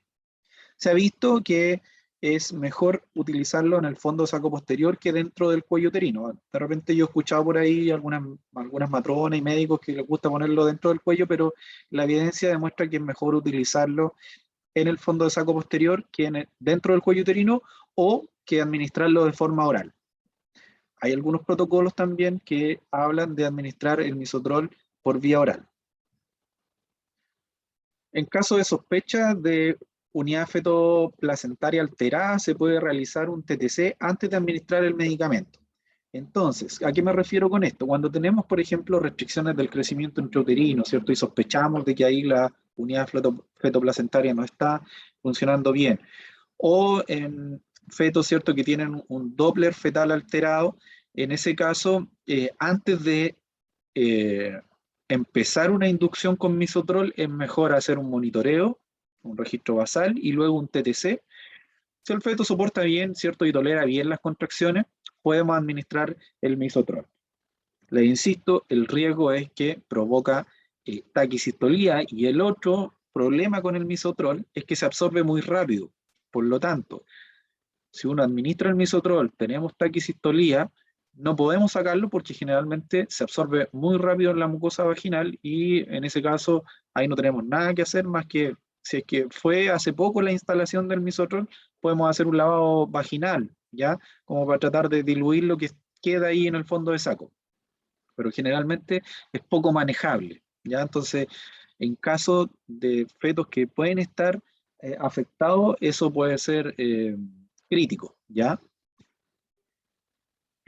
Se interrumpe su administración cuando hay dinámica uterina de 3 en 10 minutos o cuando se ha iniciado trabajo de parto en fase activa. O sea, administramos el misotrol, pasaron 6 horas. A las 6 horas la paciente tiene 3 contracciones en 10 minutos. En ese caso, no podemos, independiente que las condiciones cervicales sean menor a 6, no podemos administrarlo de nuevo porque vamos a provocar taquicistolía, ¿ya? Ahora, si la paciente administramos el misotrol a las 3 horas está con 5 centímetros, en ese caso no tenemos que volver a administrar el misotrol porque ya inició la fase activa, ya fue exitosa la inducción del parto. Ahora, si a las 6 horas tiene 1 o 2 contracciones y todavía sigue con condiciones cervicales desfavorables, ahí se puede volver a repetir la administración del medicamento. La idea es que siempre una inducción es lo ideal, ¿ya? Siempre una inducción, la idea es que parta en la mañana, cosa que la paciente pueda cumplir 12 horas de inducción y ojalá dejarla descansar durante la noche si es que no ha iniciado trabajo de parto, descansa y al otro día puede seguir con la inducción, ¿ya? Eso es lo ideal. Ahora, muchas veces el recurso cama en la unidad de preparto es escaso y por lo tanto tenemos que partir la inducción a la hora que tengamos cama, ¿no? ¿Ya? Muchas veces hay pacientes que han estado 1, 2, 3 días esperando inducción porque no hay cama en preparto y a veces a las 8, 9 de la noche se tranquiliza un poco, tenemos camas disponibles y ahí traemos las pacientes a inducirla. Ahora, el problema de eso es que no es muy agradable, ¿cierto?, estar toda la noche sin poder dormir y con contracciones, ya con dolor. Por lo tanto, eso es súper incómodo para el paciente y su familia.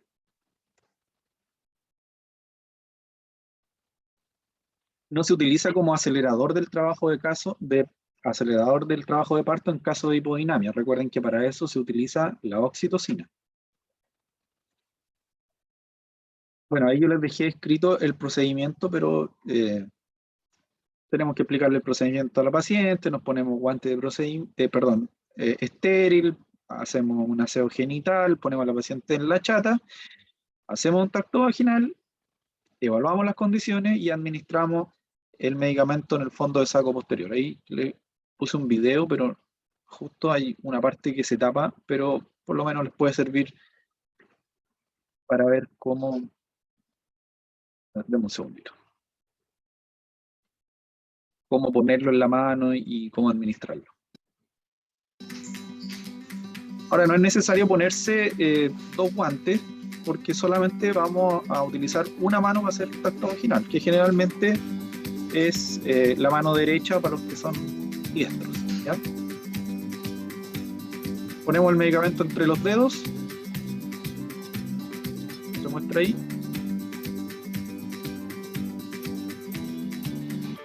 Previamente, si el medicamento estaba completo, ahí justo tapa la sábana. Entreabrimos los labios, hay que partirlo, recuerden, en 4. Y vamos con los dedos hacia el fondo de saco posterior. Muy bien, eso fue todo. ¿Ya?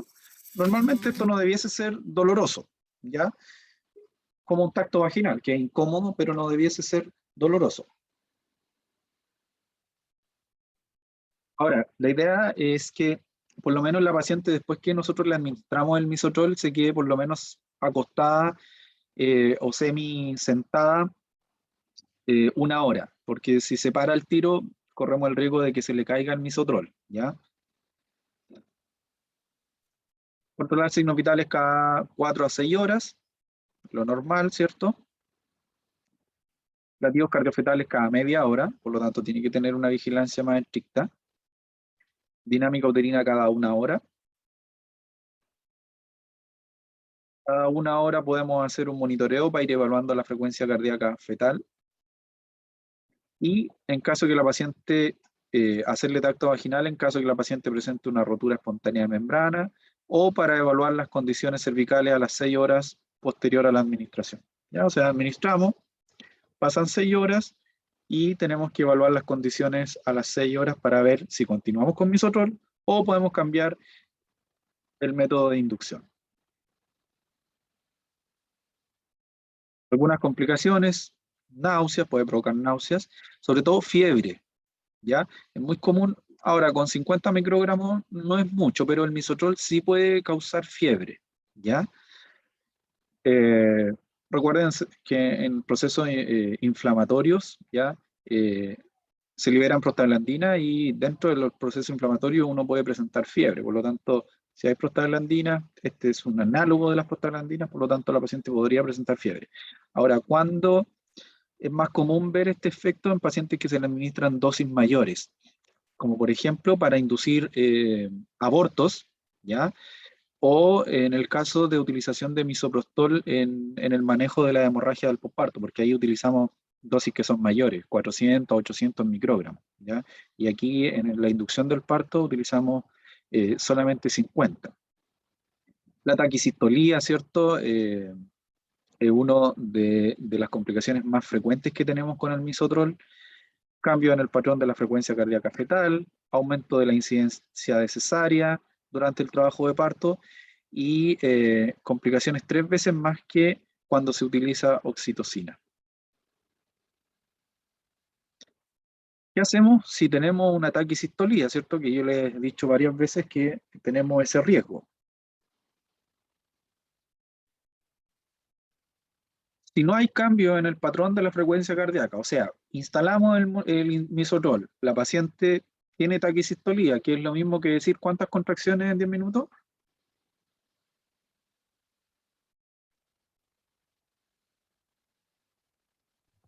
Como más de 5. 5 contracciones. Mayor de 5 contracciones en 10 minutos. ¿Ya? Entonces, si no hay cambio, o sea, el monitoreo está normal, ¿ya? Lo que hacemos es hidratación parenteral, instalamos una vía, le ponemos un suero a la paciente, la hidratamos, le informamos al médico y el médico nos podría indicar un lavado vaginal. Entonces, ¿qué es lo que hacemos ahí?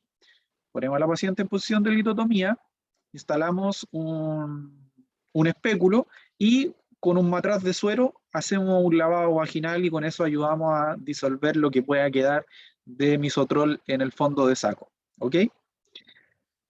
Ponemos a la paciente en decúbito lateral izquierdo para ayudar a la circulación fetal, ¿cierto? Útero fetal. Informar al médico residente. Siempre está la opción informar al médico, ¿ya? Ese es como el comodín. Ahora, si hay cambio en el patrón de la frecuencia cardíaca, ¿qué quiere decir? Que podamos tener una bradicardia o podamos tener desaceleraciones. Siempre está la opción informar al médico, ¿cierto? Nos asustamos. Informar al médico, hacer un lavado vaginal con indicación médica, maniobras de reanimación intrauterina, eso recordar, poner a la paciente de lado, hidratarla, administrar oxígeno, monitorizarla, etc. Tener una monitorización estricta, ¿cierto? No podemos dejarla con monitorización fetal intermitente, ni solamente escuchándolo con Doppler, sino que tenemos que monitorizarla. Y reevaluar según el tipo de monitoreo, ¿ya? O sea, hicimos todo esto. Si tenía un monitoreo tipo 2, que quiere decir que tiene desaceleraciones con buena variabilidad, en ese caso, ¿cierto? Hacemos todas estas maniobras y esperamos al menos media hora. Si en media hora el monitoreo sigue igual, ya con desaceleraciones, ¿cierto? Y no tuvo cambios, en ese caso habría que hacer una cesárea o interrumpir el parto por la vía más expedita. Ahora, si hicimos todas esas intervenciones que les mencioné anteriormente y el monitoreo mejora, podemos seguir con la inducción, ¿ok? Otro agente inductor farmacológico es la dinoprostona.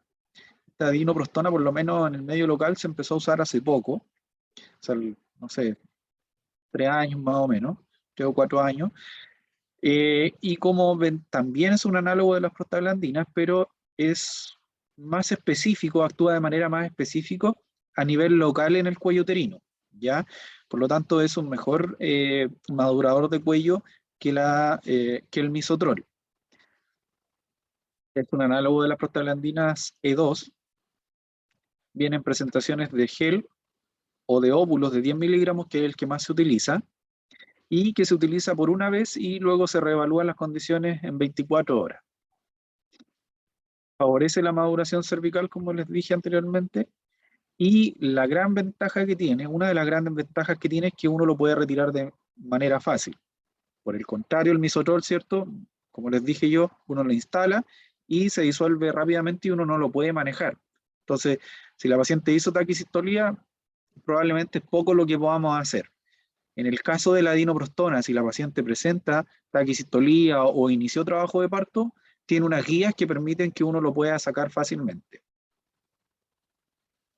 Se administra solamente una dosis, su uso restringido y se debe mantener en cadena de frío. A lo mismo que el misotrol, uno tiene, para solicitar este medicamento a farmacia, tiene que llenar una receta, un protocolo y además tiene que manejarse con cadena de frío. Entonces ahí tienes la imagen, este es el óvulo y estas guías ya quedan en el introito y por lo tanto cuando es necesario sacarlo uno solamente tira esa guía y lo puede sacar. La administración es similar a la del misotrol, es lo mismo, ¿ya? El manejo de la inducción puede ser en una unidad de alto riesgo con monitorización y control obstétrico seriado. Ahora, a diferencia del misotrol, este medicamento no provoca tantas contracciones, sino que actúa a nivel más local en el cuello del útero. Por lo tanto, esta inducción la podríamos hacer en una unidad de hospitalizado, como por ejemplo en la unidad de alto riesgo obstétrico. El misotrol siempre acuérdense en preparto porque sí o sí hay que estar al lado de la paciente. ¿Tiene esta guía para la extracción? En caso de cumplir el periodo de acción, o sea, se cumplieron las 24 horas y tenemos que sacarlo, o en caso de taquicistolía o de iniciar trabajo de parto en fase activa. Una vez administrado debe permanecer hasta por 24 horas o hasta que la usuaria inicie trabajo de parto antes de esas 24 horas. Si la paciente, ¿cierto?, empieza con dolor y vemos que tiene buena dinámica, la examinamos y está con 6 centímetros, en ese caso ya se produjo la inducción del parto y tenemos que sacar la dinoprostona. Observar signos sugerentes de inicio del trabajo de parto. Y no solamente ahí guiarse por el dolor, ¿ya? A mí vi muchas veces la situación de que este medicamento no provoca tantas contracciones, por lo tanto las pacientes hacían la inducción súper silenciosa, en la unidad de alto riesgo, ¿cierto? Donde hay una matrona para varias pacientes, y las pacientes hacían el trabajo de parto de manera súper silenciosa, de repente empezaban a pujar, la matrona la iba a ver y estaban completas y partían corriendo con ella a parto, ¿ya? Y eso me tocó verlo muchas veces, entonces es un medicamento que es un poco engañador y hay que tenerle cuidado también, ¿ya? Sí, hay poco riesgo de provocar taquicistolía, pero puede provocarlo también. En caso de inicio del trabajo de parto en fase activa, trasladar a la paciente a unidad de preparto.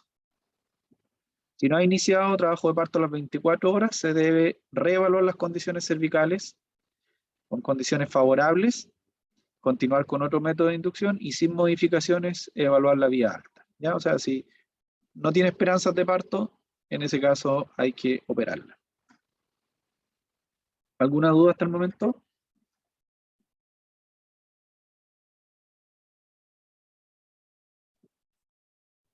No, profe. ¿No? Profe, Diga. en el caso del misoprostol, entonces como la única forma de hacer reanimación fetal para asegurar un bienestar fetal en caso de que se comprometa la frecuencia cardíaca fetal sería utilizar medicamentos tocolíticos o hay otra forma. Mira, cuando tenemos taquicistolía y asociado a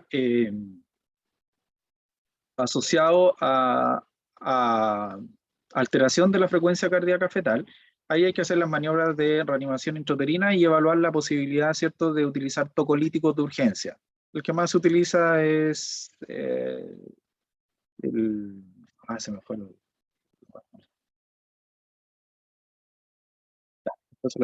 se me fue el medicamento. Hacemos tocólisis de urgencia, ¿ya?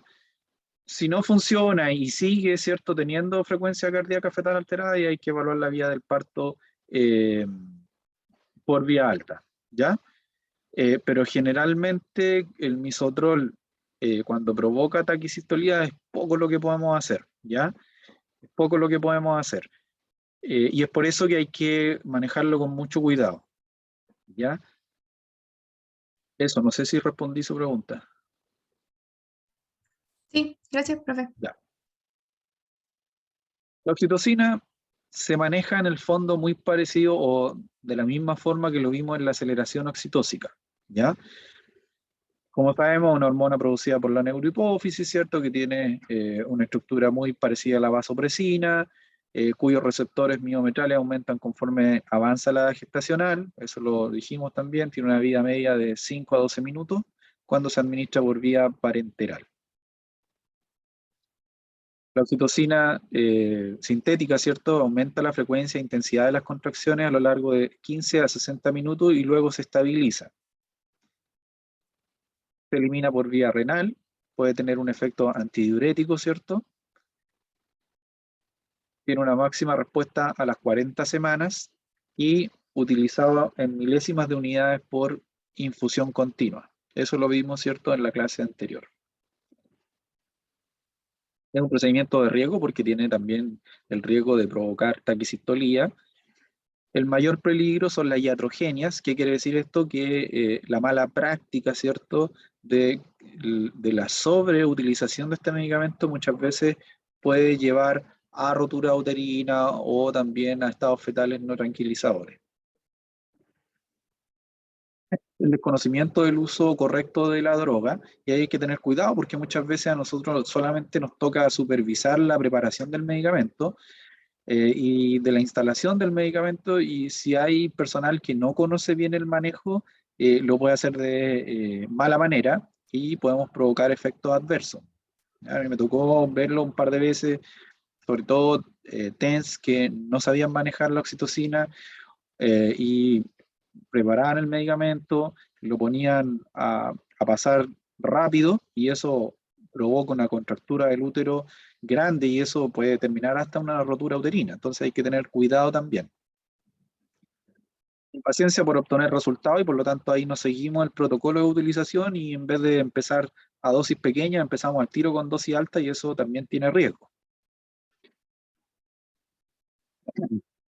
Consideraciones previa al uso de la oxitocina: hay mayor morbilidad y mortalidad fetal, distocias contráctiles, mayor incidencia operatoria, estado fetal intranquilizador, hiperdinamia, hipertonía, rotura uterina, muerte fetal y materna. ¿Ya? Entonces hay que un medicamento que hay que utilizarlo bien y con cuidado. Algunas recomendaciones: no colocar otro medicamento o otra droga en el mismo matraz. Ese suero se utiliza solamente con oxitocina, no podemos agregarle otros medicamentos, ¿ya? No dejar sola a la paciente, por lo tanto tenemos que estar monitorizándola, estarla viendo cada cierto tiempo y controlando la dinámica uterina.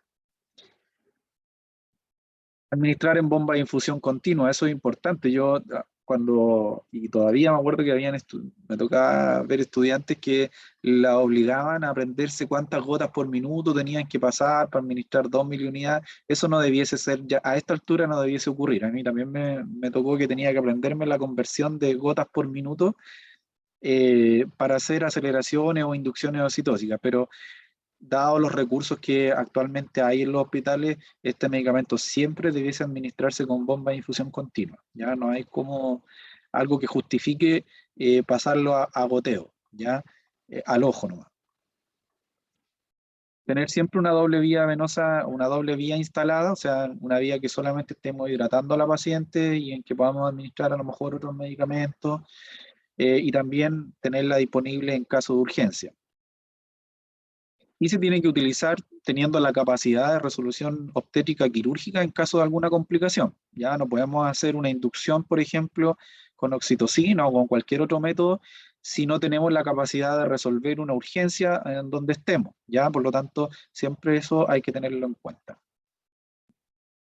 En caso de que estemos administrando oxitocina y tengamos una taquicistolía, disminuimos la dosis a la mitad o la suspendemos. ¿Ya? Entonces, por ejemplo, estamos administrando 10.000 unidades por minuto y la paciente empieza con 6, 7 contracciones en 10 minutos, ahí en ese caso suspendemos la oxitocina o disminuimos a la mitad, ¿ya? O sea, a 4 o 6.000 unidades. Conectar el suero solo, ¿ya?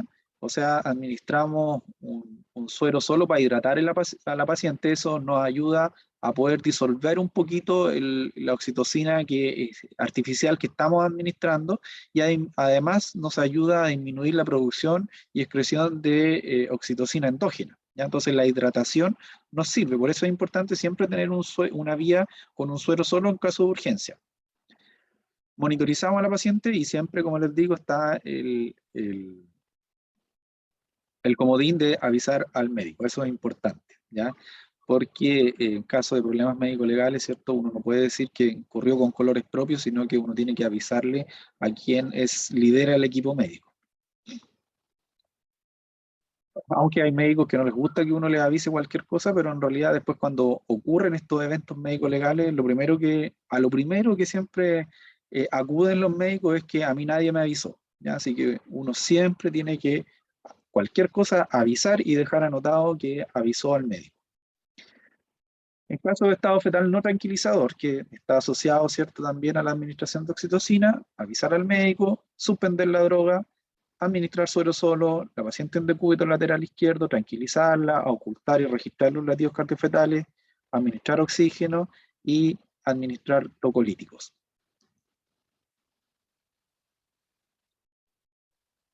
Bueno, esto ya lo vimos la semana pasada, ¿cierto? Le explicamos a la paciente, calculamos el índice de bicho, hacemos un registro basado en estresante y comenzamos con la administración tal como lo vimos la semana pasada, y que generalmente empezábamos con 2.000 unidades por minuto, que era lo mismo que decir ¿cuánto ml hora? 12 ml hora. 12 ml hora, ¿ya? La oxitocina se puede utilizar asociado a un RAM o una amniotomía precoz. Si la paciente está con anestesia de conducción, ser más precavido en el control. ¿Por qué? Porque muchas veces, si no estamos monitorizando a la paciente sobre todo, y está con anestesia, probablemente no sienta las contracciones, ¿ya? Y la paciente, si no siente las contracciones, puede tener un ataque de sistolía. Incluso si tiene mucha anestesia, puede ser que hasta tenga una rotura uterina y no nos demos cuenta porque el cuadro se ve encubierto con la administración de la anestesia, ¿ya? Siempre hay que hacer monitorización electrónica intermitente o continua, ¿ya? Pero hay que monitorizar a esta paciente por la posibilidad de hiperdinamia y cambio en la frecuencia cardíaca fetal. Bien, ¿ya? ¿Alguna duda con los métodos de inducción? Hubo como un poco densa esa parte. ¿No?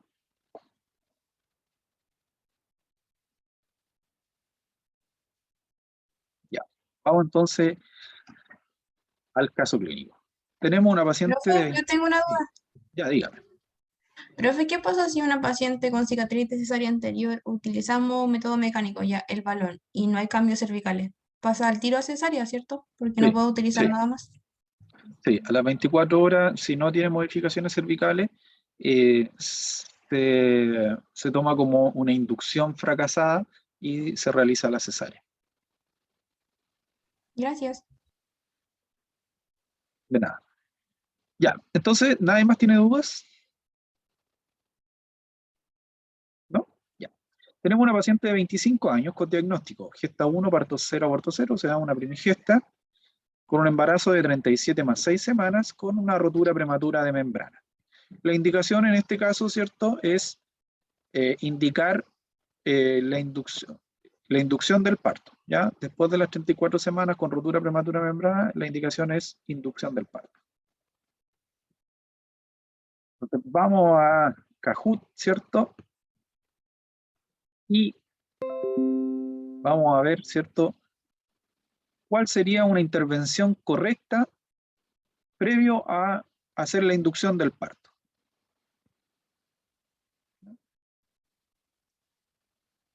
Tenemos una paciente con inducción. ¿Qué es lo que podemos hacer antes de iniciar la inducción?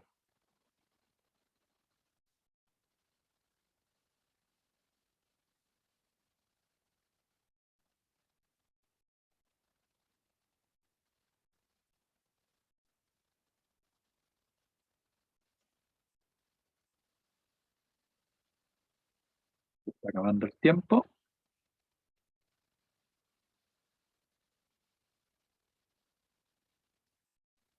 Bien, ya, la mayoría puso, ¿cierto?, realizar un registro basal no estresante. Recordar, ¿cierto?, que antes de una inducción tenemos que verificar que haya un bienestar fetal. Y la primera forma de hacerlo, ¿cierto?, es a través de un registro basal no estresante. Si el registro basal no estresante está no concluyente o no reactivo, podemos hacer un TTC. Administrar analgesia, probablemente no, porque si la paciente no está con trabajo de parto no va a tener mucho dolor. Evaluar las condiciones cervicales a través de la especuloscopía. La especuloscopía nos ayuda a observar el cuello, pero por ejemplo no podríamos evaluar la consistencia del cuello ni saber muy bien cuánto está dilatado, ¿ya? Entonces, ni tampoco la altura de la presentación. Por lo tanto, para evaluar las condiciones cervicales tendríamos que hacer un tacto. Entonces, la respuesta más correcta en este caso es realizar un registro basal no estresante. Vamos a ver cómo va el puntaje. Mariana pasó adelante. Evelyn va segunda y Carla va tercera. Bien.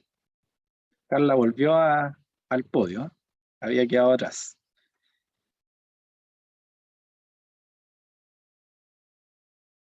Digamos. ¿Alguna duda? ¿Consulta? ¿No? No, profe. Ya. Bien. Se le realiza un registro basal no estresante obteniéndose el siguiente trazado, ¿verdad? Que es el que se observa en la imagen. Este es un registro basal no estresante. Obsérvenlo.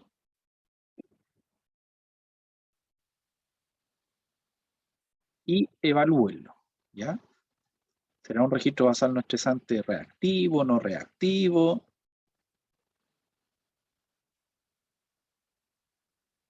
¿Ya? Todavía lo están mirando. Si tienen dudas con respecto al registro, háganlas al tiro.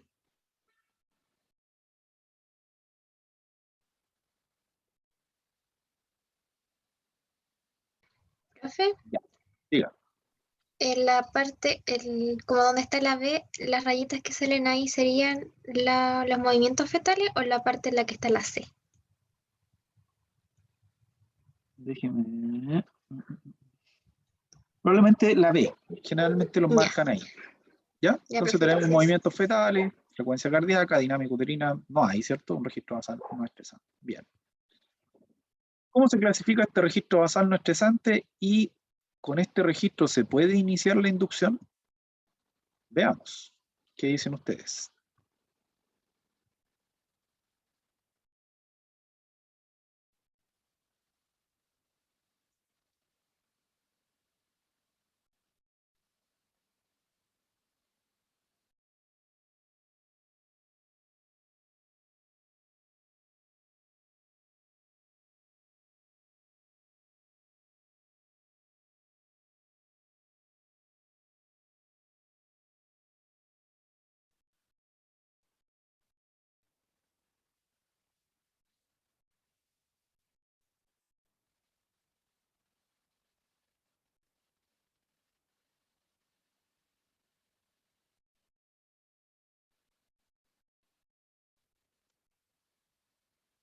Aquí les doy un poquito más de tiempo para que piensen, ¿cierto? Y evalúen bien ¿Pueden ver el monitoreo ahí, ¿cierto?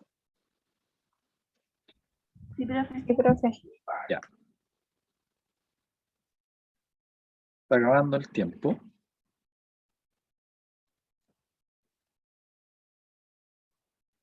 Bien. Entonces, la mayoría contestó bien. 15 personas contestaron bien. Tenemos un registro basal no estresante reactivo. Vamos a ver por qué. Y por lo tanto, eso nos demuestra que tenemos bienestar fetal y podemos iniciar la inducción. Veamos el registro. Bien, entonces, acordarse que hay que evaluar distintos parámetros cuando evaluamos monitoreo, en este caso un registro basal no estresante. Uno de ellos es la frecuencia cardíaca fetal basal, que en este caso, ¿en cuánto estaría? Aprox. 130, Como en más o 130, menos. ¿cierto? Y eso es normal. Lo segundo que tenemos que evaluar es la variabilidad, que en el fondo es la diferencia que hay entre latido y latido, y eso nos da esa forma como de serrucho, ¿cierto?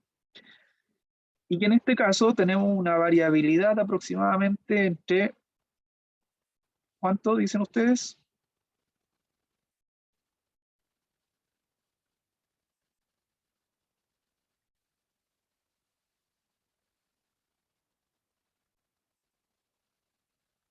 ¿O cómo la clasifican? ¿Normal, disminuida, ausente, marcada?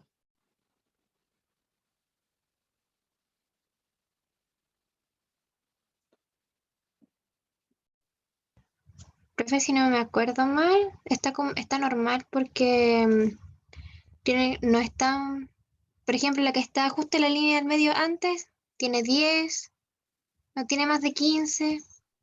Ya. ¿Y lo normal era?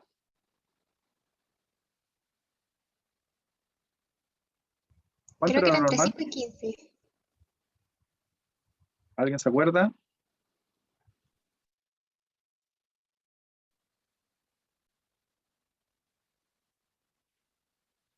¿No? ¿Dos Está normal. aceleraciones? ¿Cómo? ¿Dos aceleraciones? No, estamos hablando de la variabilidad, primero. ¿Se acuerdan cuánto es lo normal? Aquí está normal, como bien dijo la compañera, pero ¿cuánto es lo normal? Ya, y vamos a dejar la tarea entonces de estudiar un poquito más este tema y siempre vamos a estar haciendo un poquito de ejercicios para recordar. Ya tenemos una variabilidad normal. Aceleraciones, ¿tenemos? Bien, ahí Camila puso 5.25. ¿Tenemos aceleraciones?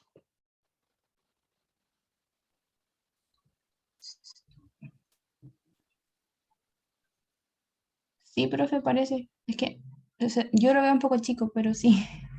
Ya, sí tenemos aceleraciones. Por ejemplo, esa es una aceleración, esas son las que más marcadas están. Esta es una aceleración.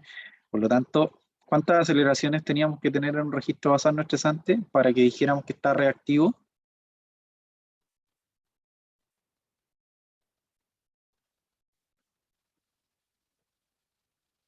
¿No? Al menos 2 aceleraciones. Y aquí tenemos más de 2. Ahí tenemos 1, 2, 3, 4, 5. Esa ahí está como un poco rara. 6. Tenemos aceleraciones. Por lo tanto, tenemos buena variabilidad, buena frecuencia, aceleraciones. ¿Desaceleraciones ven ustedes?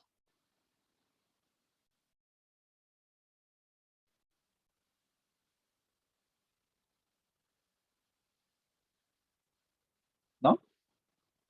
No, profe. No, profe. No hay aceleraciones. Bien. Por lo tanto, tenemos un registro basal que es reactivo. Esto además asociado, ¿cierto?, estas aceleraciones a movimientos fetales que son los que se marcan aquí. ¿Ya? Entonces, más de 2 aceleraciones asociadas además a movimientos fetales. Por lo tanto, es un registro reactivo y eso nos da luz verde para empezar la inducción. ¿Ok? Entonces, la respuesta correcta era que era reactivo y podíamos empezar. Entonces, vamos a ver cómo va. Beatriz, Mariana va primero, Beatriz y Emily. Volvió. Emily no había estado, parece, dentro de las primeras. recordar que la primera va a tener 3 puntos. Eso quiere decir que si tiene un 6-7, se va a sacar un 7 en la prueba. Si tiene un 3-7, se va a sacar un 4 y va a tener un azul. Si tiene un 1, va a tener un 1-3. Esperemos que sea un 6-7 y le aumente a 7. Y si tiene un 7, guarda las 3 décimas para la otra prueba. Bien, esta pregunta ya la respondimos, ¿cierto?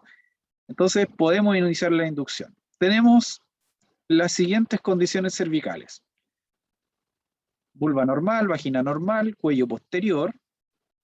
Ya vayan calculando. Consistencia intermedia, 40% borrado, 1 centímetro de dilatación, membranas rotas, líquido amniótico claro y cefálica en espinas -3. Y esto calcúlenlo con el bicho normal que vimos sin agregarle ni restarle puntos con lo que aparecía abajo de la tabla. ¿Ya? Entonces, vamos a la siguiente pregunta. ¿Cuál sería el índice de bicho? Según lo que vimos ahí.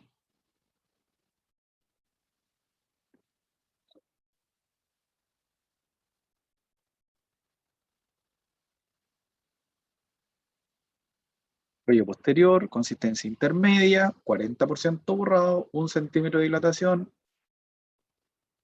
espinas -3.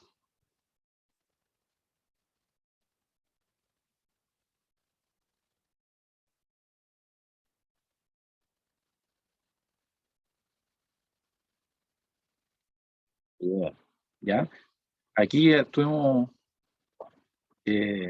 equivocándonos un poquito, ¿ya? Y ahí había la duda si es que era entre 3 o 4, ¿ya? La respuesta correcta era 3 y 8 personas contestaron bien. Entonces, por ejemplo, si la paciente nos dijera, matrona o matrón, ¿qué probabilidades tengo de tener, por ejemplo, hoy día mi parto? ¿Qué le dirían ustedes?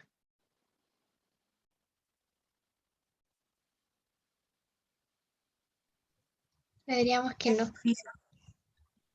¿Ya? Es Entonces difícil, tenemos muy posible, pocas porque probabilidades, ¿cierto? Y ahí muchas veces la familia empieza a presionar un poco porque generalmente la paciente llega recontenta porque le van a inducir el parto, pero ya a las 4 horas, a las 5 horas y a las 12 horas ya no está tan contenta, ¿cierto? Y empezamos que por qué no la operan, ¿cierto? Que ya está cansada. Y imagínense cuando llevan 2 días de inducción completo, el marido de o la pareja de la paciente, ¿cierto? O la acompañante ya no quiere saber nada de nosotros. La paciente no quiere saber nada de que la toquen, ni que la miren, ni le hablen, porque ha estado 2 días con contracciones y ahí, ¿cierto? Ahí uno tiene que tratar de educarla y contenerla un poquito. Beatriz sigue en el podio, Mariana y Vale. ¿Quién es Vale? Valentina, me imagino.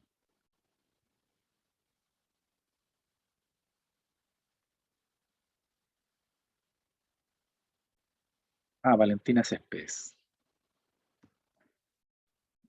Volvamos a la presentación.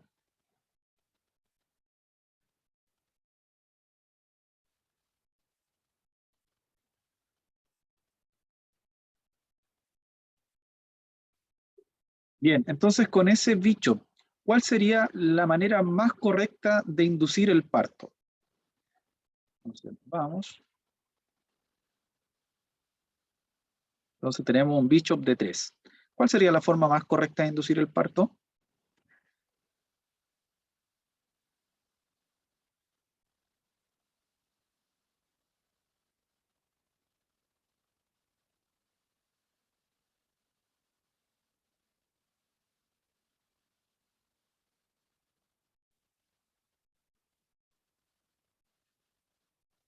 Ya, y aquí están bien dispersas las respuestas. ¿Ya? La respuesta correcta es dinoprostona 10 miligramos por una vez. Dinoprostona es un análogo de las prostaglandinas y se utiliza con un Bishop igual o menor a 6. ¿Ya?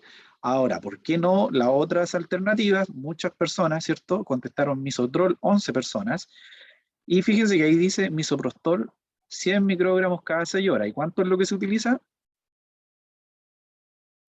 50. 50, ¿ya?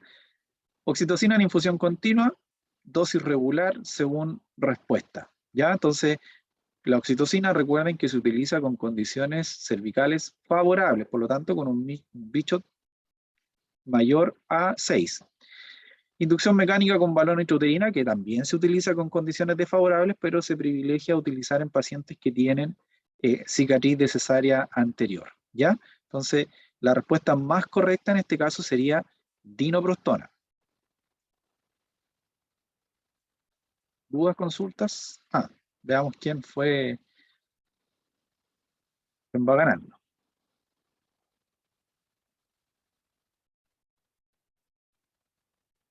Beatriz va ahí on fire, ¿eh? Mariana y Vale siguen ahí también a la cola de la Beatriz.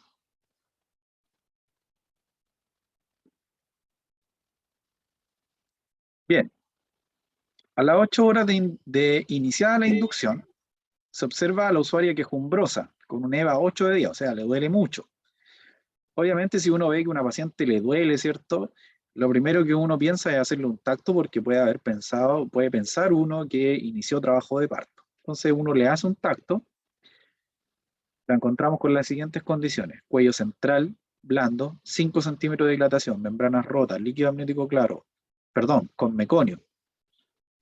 Ojo ahí, cefálica en espinas -1.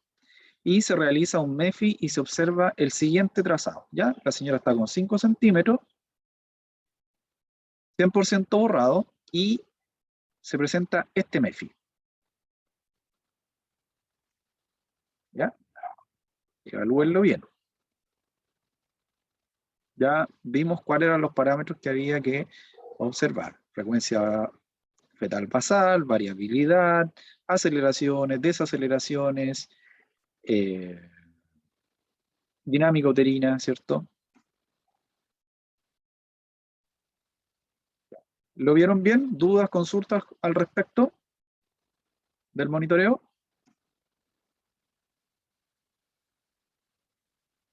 ¿No?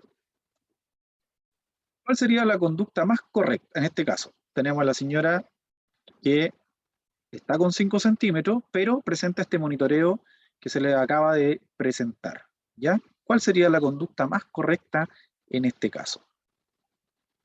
Ya estamos terminando ya.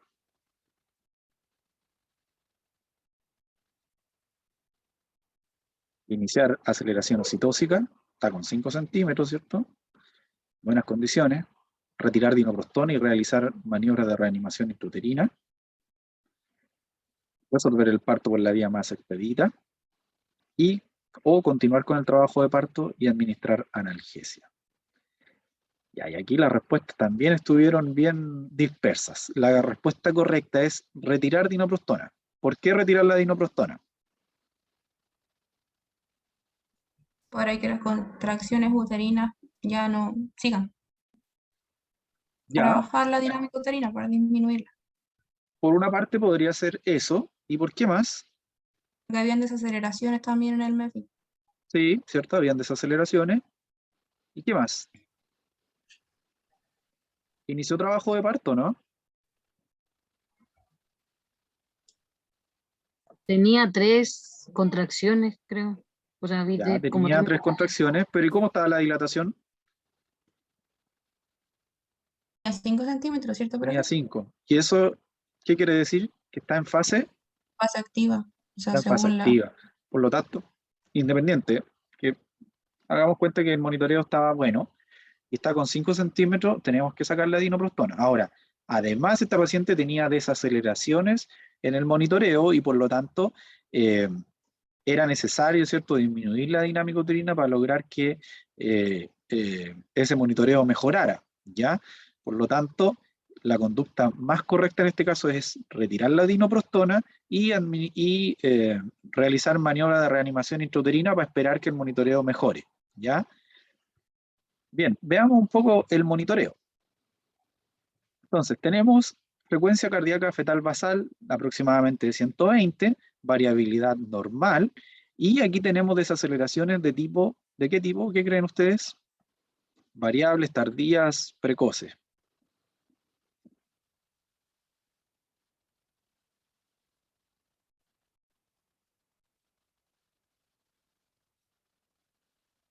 ¿Variables? De tipo variable. Bien. ¿Por qué de variable? Fíjense, tienen una caída abrupta. Además, algo característico de las variables, ¿ya? Es este aumento o esta aceleración previo a la caída. Es como un hombro que le nombramos nosotros, ¿ya? Luego cae y tiene una recuperación, ¿cierto? Un poco gradual y un poco variable. Ahora, fíjense que la forma en cada una de ellas no es igual, ¿ya? Por lo tanto, estas son desaceleraciones variables. ¿Por qué pueden haberse provocado estas desaceleraciones variables? Porque se está comprimiendo el cordón. Porque se está comprimiendo el cordón. ¿Y por qué se está comprimiendo el cordón en este caso?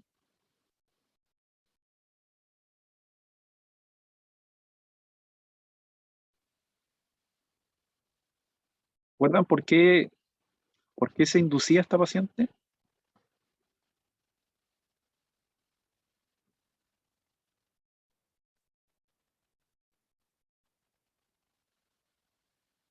¿Recuerdan el motivo de la Profe, inducción? tenía membranas rotas, creo, ¿no? Tenía membranas rotas. Y acuérdense que el líquido actúa como un colchón, ¿cierto?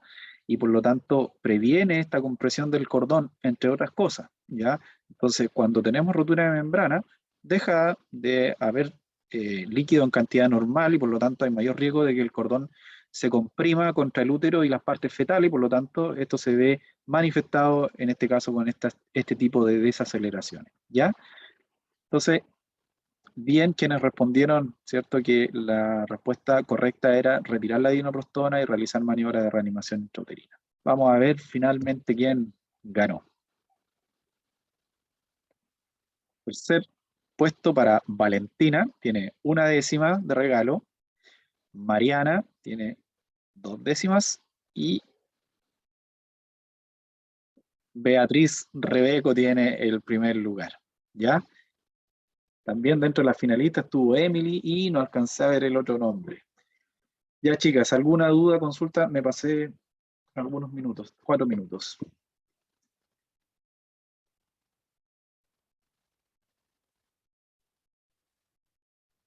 ¿No? No, profe. ¿Ninguna duda? Ya.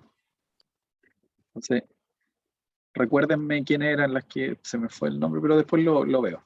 Ya, quiénes fueron las ganadoras. Ya, chicos, espero que les haya servido bien, les haya servido esta clase. De todas maneras, queda disponible, ¿cierto? El correo o si quieren juntarse conmigo o con el doctor para resolver dudas con respecto a esta clase o cualquiera de las clases que hemos visto.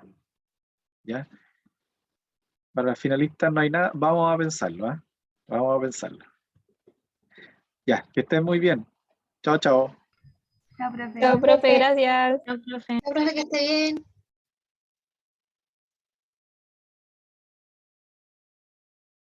¿Profe? ¿Está ahí todavía? Sí, dígame.